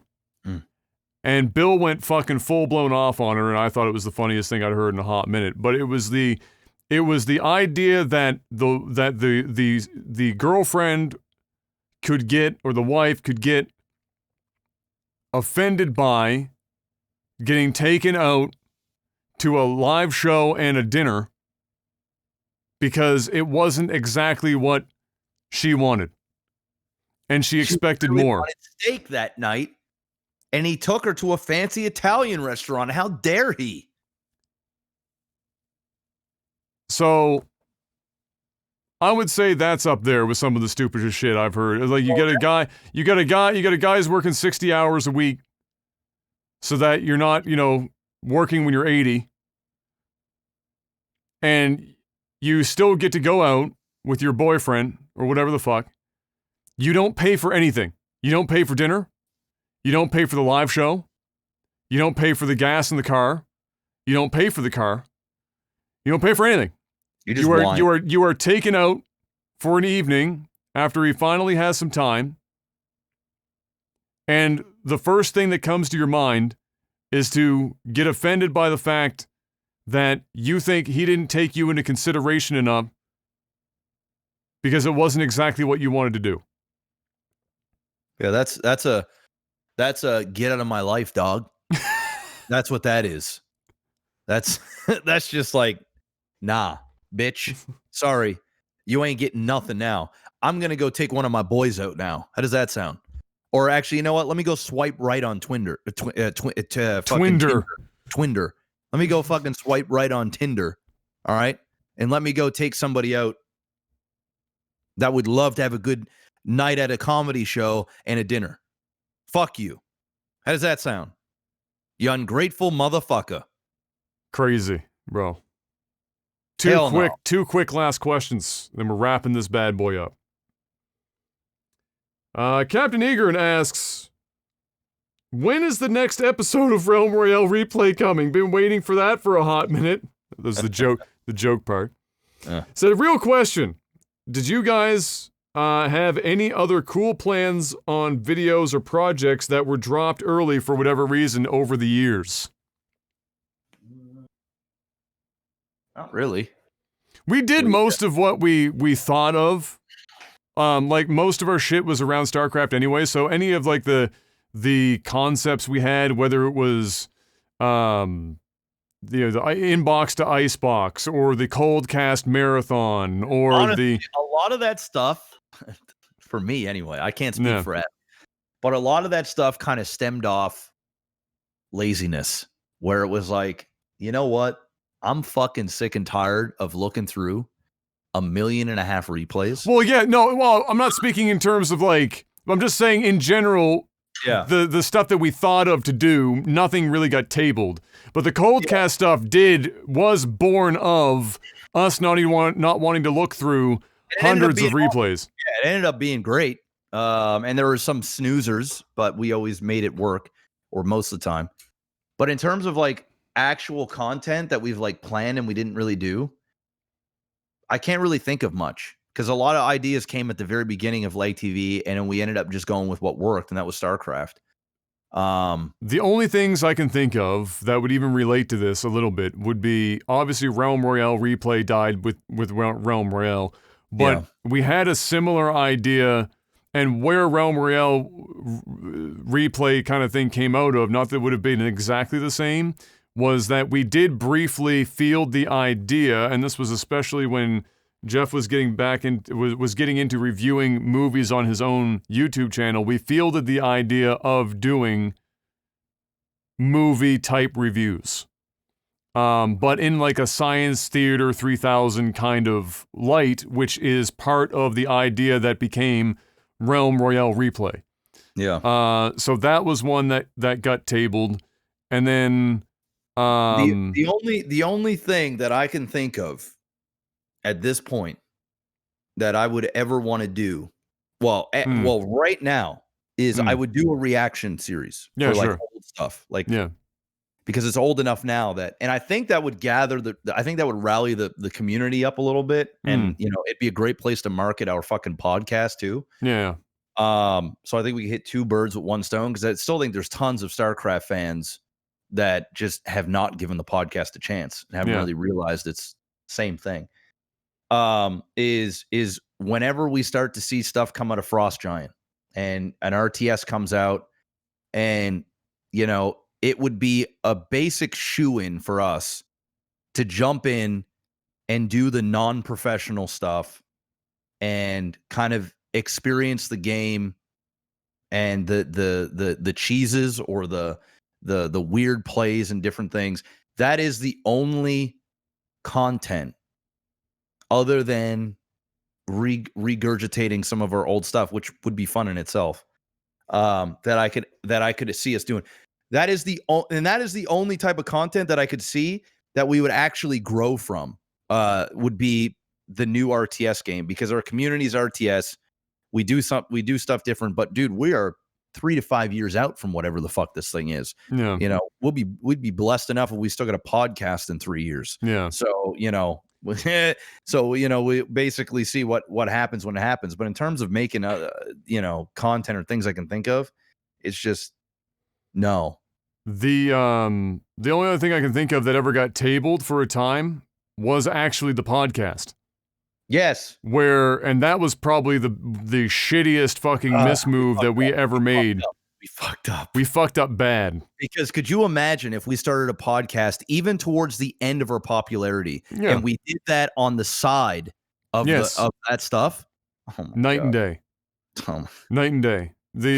So that was probably the worst, and we did that because we fucking folded to the StarCraft community, which is a mistake many people made, because the StarCraft community, while great, was full of a lot of not so great shit. So that was probably it. That pushed the podcast off literally about 3 years. before we actually committed. It should have happened 3 years earlier. This should technically be our 6th year. Bro, we should be a YouTube channel with 1 million plus subscribers. Yeah. And we should have been pulling in like $250,000 a year in ad revenue. Yeah. When we were at our peak. Yeah. And we would have just transitioned into other shit. Yeah. We had it. We were first to market. And now we're fighting the algorithm all over again, Mr. Black.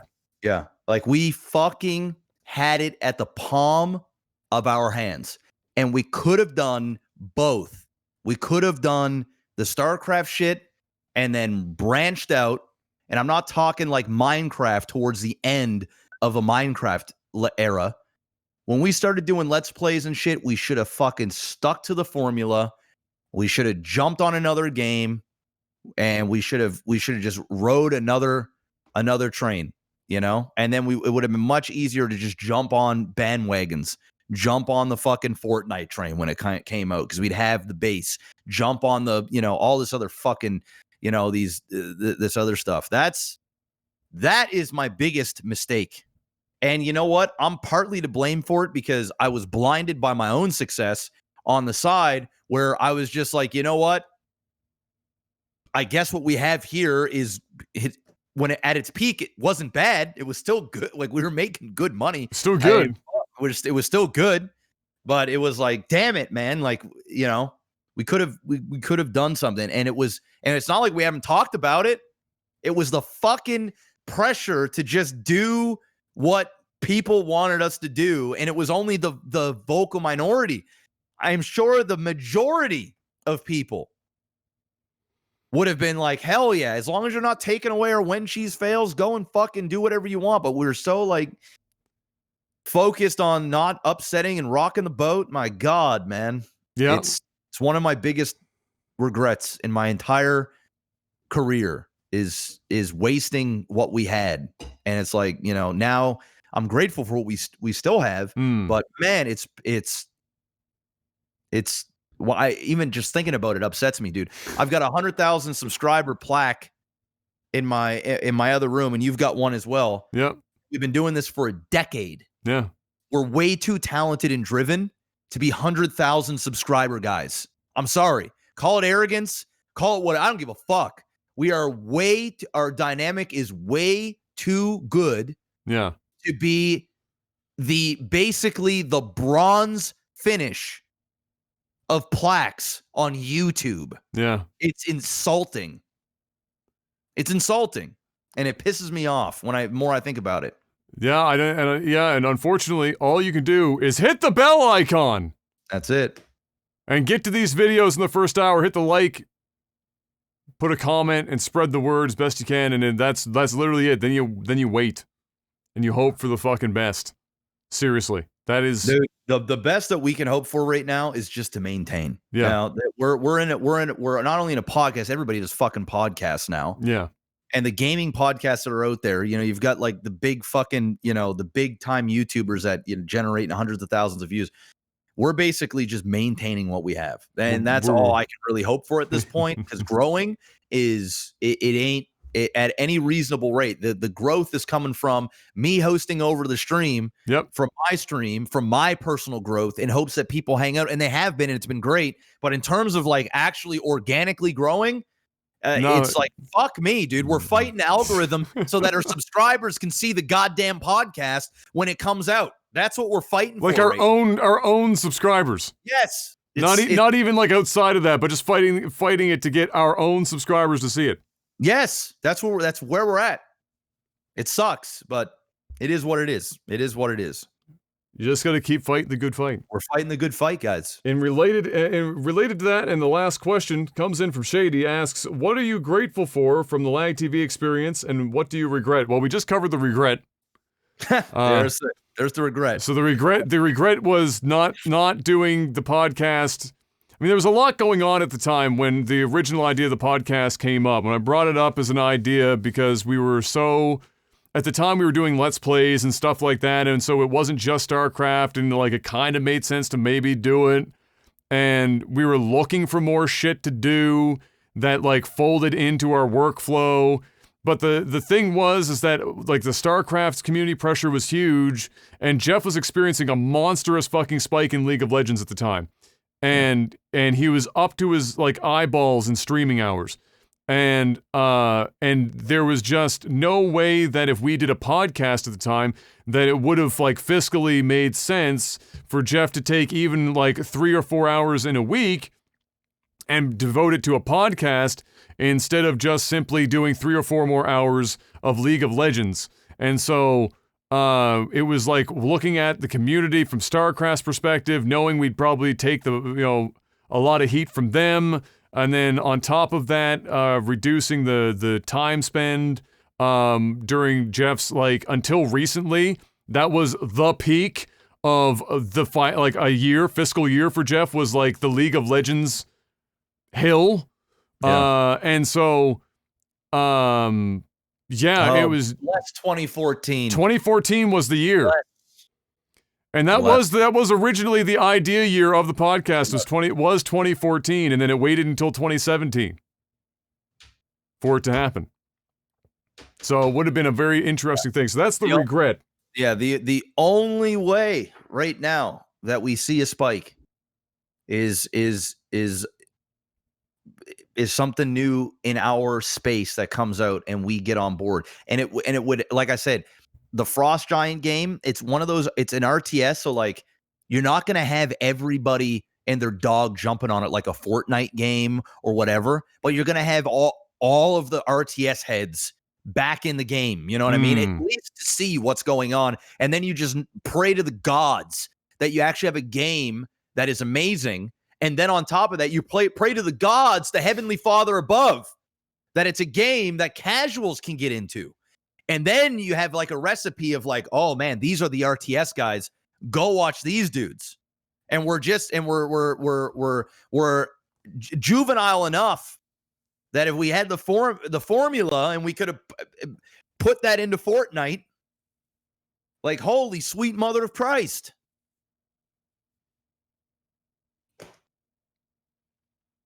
But we were dumb. But what are we grateful for, Jeff? That was the other half of the question. And can you say the beginning of the question again? It's just, what do you, Lag TV questions, you just said, well, what are you grateful for from the Lag TV experience, and what do you regret? So we've already, covered the regret. Well, I'm grateful. I'm grateful for everything. I mean, listen, I wouldn't have what I have today if it wasn't for the Lag TV community. Like even on my personal side of things and your personal side of things, it all originated with Lag TV. It's why I never took Lag TV out of my name. I mean, I could have easily taken on my Twitch, and I've been offered many times to just take Maximus Black, but it's part of my identity. It's where I started, and it's a reminder that like none of this is possible without Lag TV, you know, and we're 10 years deep. 10 years yesterday since I went over here in that same apartment. Literally the room I'm sitting in. Sorry, with the same. I was sitting about 2.5 feet to my left. That's it. Jeff walked into the house and down the stairs and opened the door to the room and said, I have an idea. And I said, does it involve Chuck Norris and t-shirts? He said, no. We're going to make a YouTube channel. Yeah. And I said, great, because at the very moment at that time, I was making my second video for the Life's a Glitch series I did on my GameSpot blog all those years ago. I said, great, we'll do that. We'll call it Lag TV. Life's a Glitch TV. I already have it here. Fuck it. We'll make it on YouTube. And then we did. 10 years ago. It happened. Yep. And so all of it was positive. I mean, all of it's positive. You're always gonna have missteps and regrets. If everyone, it was the Wild West when we got involved in the shit. So, it's not surprising that we were one of the casualties of not quite, like, if we had gotten into the game a year after, like if we started in 2011 and we hit the same height, we wouldn't have made those mistakes, because in that first real, like, not 2009, 2010. Not enough mistakes have been made by other content creators that you had the blueprint. There wasn't a blueprint yet. That was the splitting your channel into two channel like major mistakes, and or even 3 or 4 channels in some people's instances. The fucking partner networks you were involved in, the contracts that were going around, it was literally the Wild West.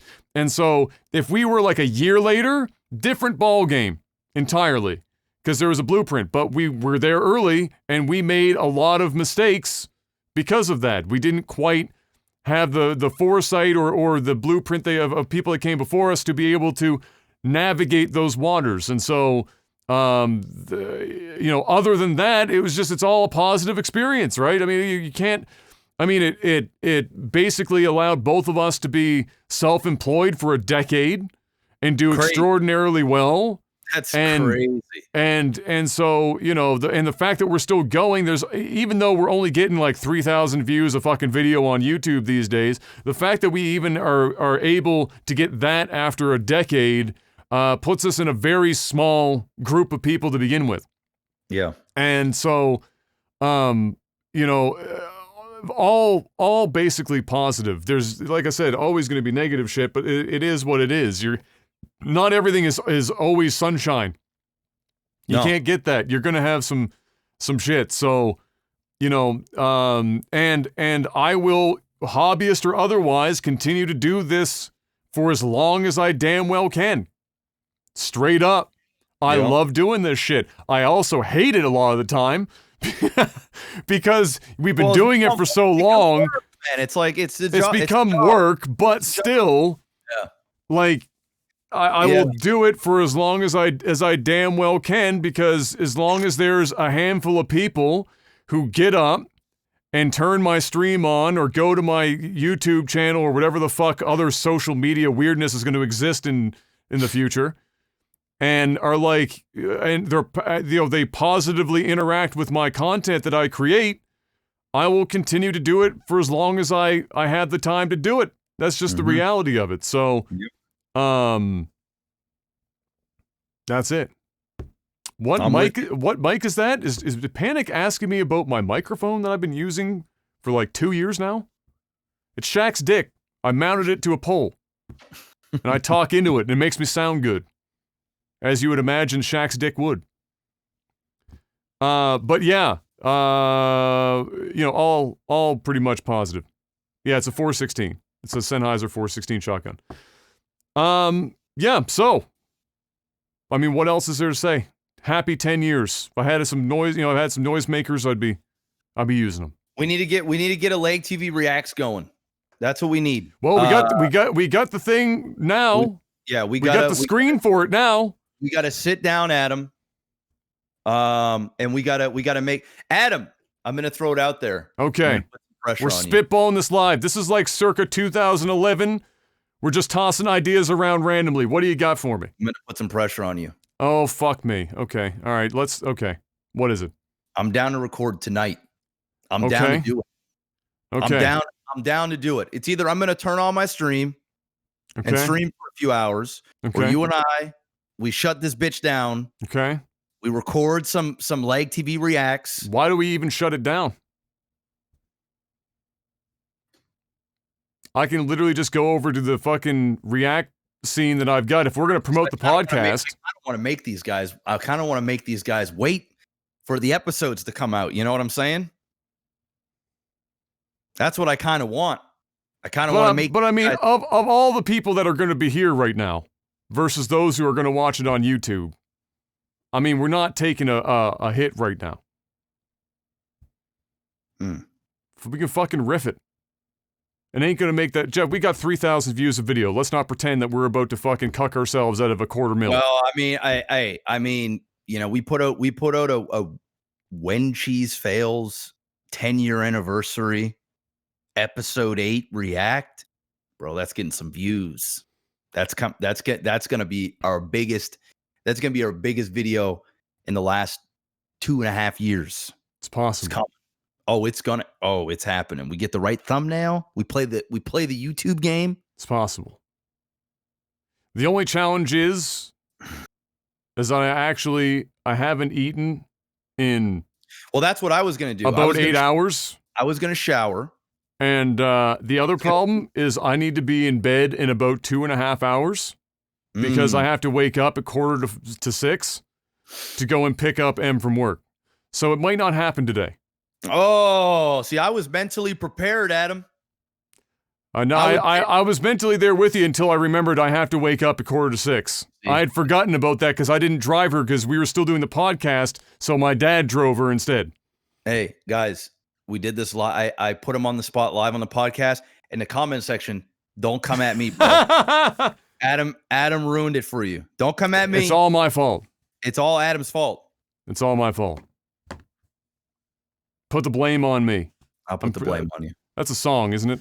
It is. It's an Akon song. There you go. What happened to Akon? Well, he's like doing shit in Africa now. He's like the fucking the savior of Africa. The guy's doing like all kinds of philanthropy work and stuff. Oh, well, there you go. Fucking good job, Akon. You did it. Ladies and gentlemen, that's the Technical Alpha Podcast this week. It's a casual 3.5 hours. This will be the regret of 2020 for Adam. When the question gets answered again down the road, what do you regret? He's going to say, man, that night when Jeff put me on the spot, 10-year anniversary, he said, let's do it. And then I remembered I got to wake up 6 a.m. I said, no, bro, that ain't it.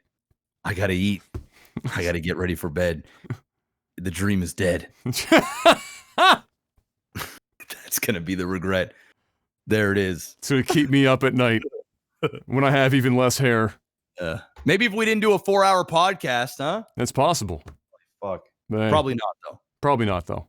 Ladies and gentlemen, we'll see you guys next week for another Technical Alpha Podcast. Thank you so much for stopping by. Once again, youtube.com/Life'sAGlitchTV. Subscribe, hit the bell icon so you get notified as soon as these things go up. It goes up every Friday, 11 a.m. Eastern is the time that it drops. Get in there, first hour. Like, comment. Even put a placeholder comment there first and then go back and edit it later with your actual thoughts. It's the pro strategy to help us beat back the hands of the algorithm. Patreon.com/LikeTV if you want to financially support this bad boy. And good news, unlike Twitch, Patreon doesn't take 50%. No, it doesn't. And so you can feel free to head on over there and give us as much money as you can possibly afford to. And until next week, ladies and gentlemen, thank you once again. We'll see you guys real soon. And until then, peace! Peace!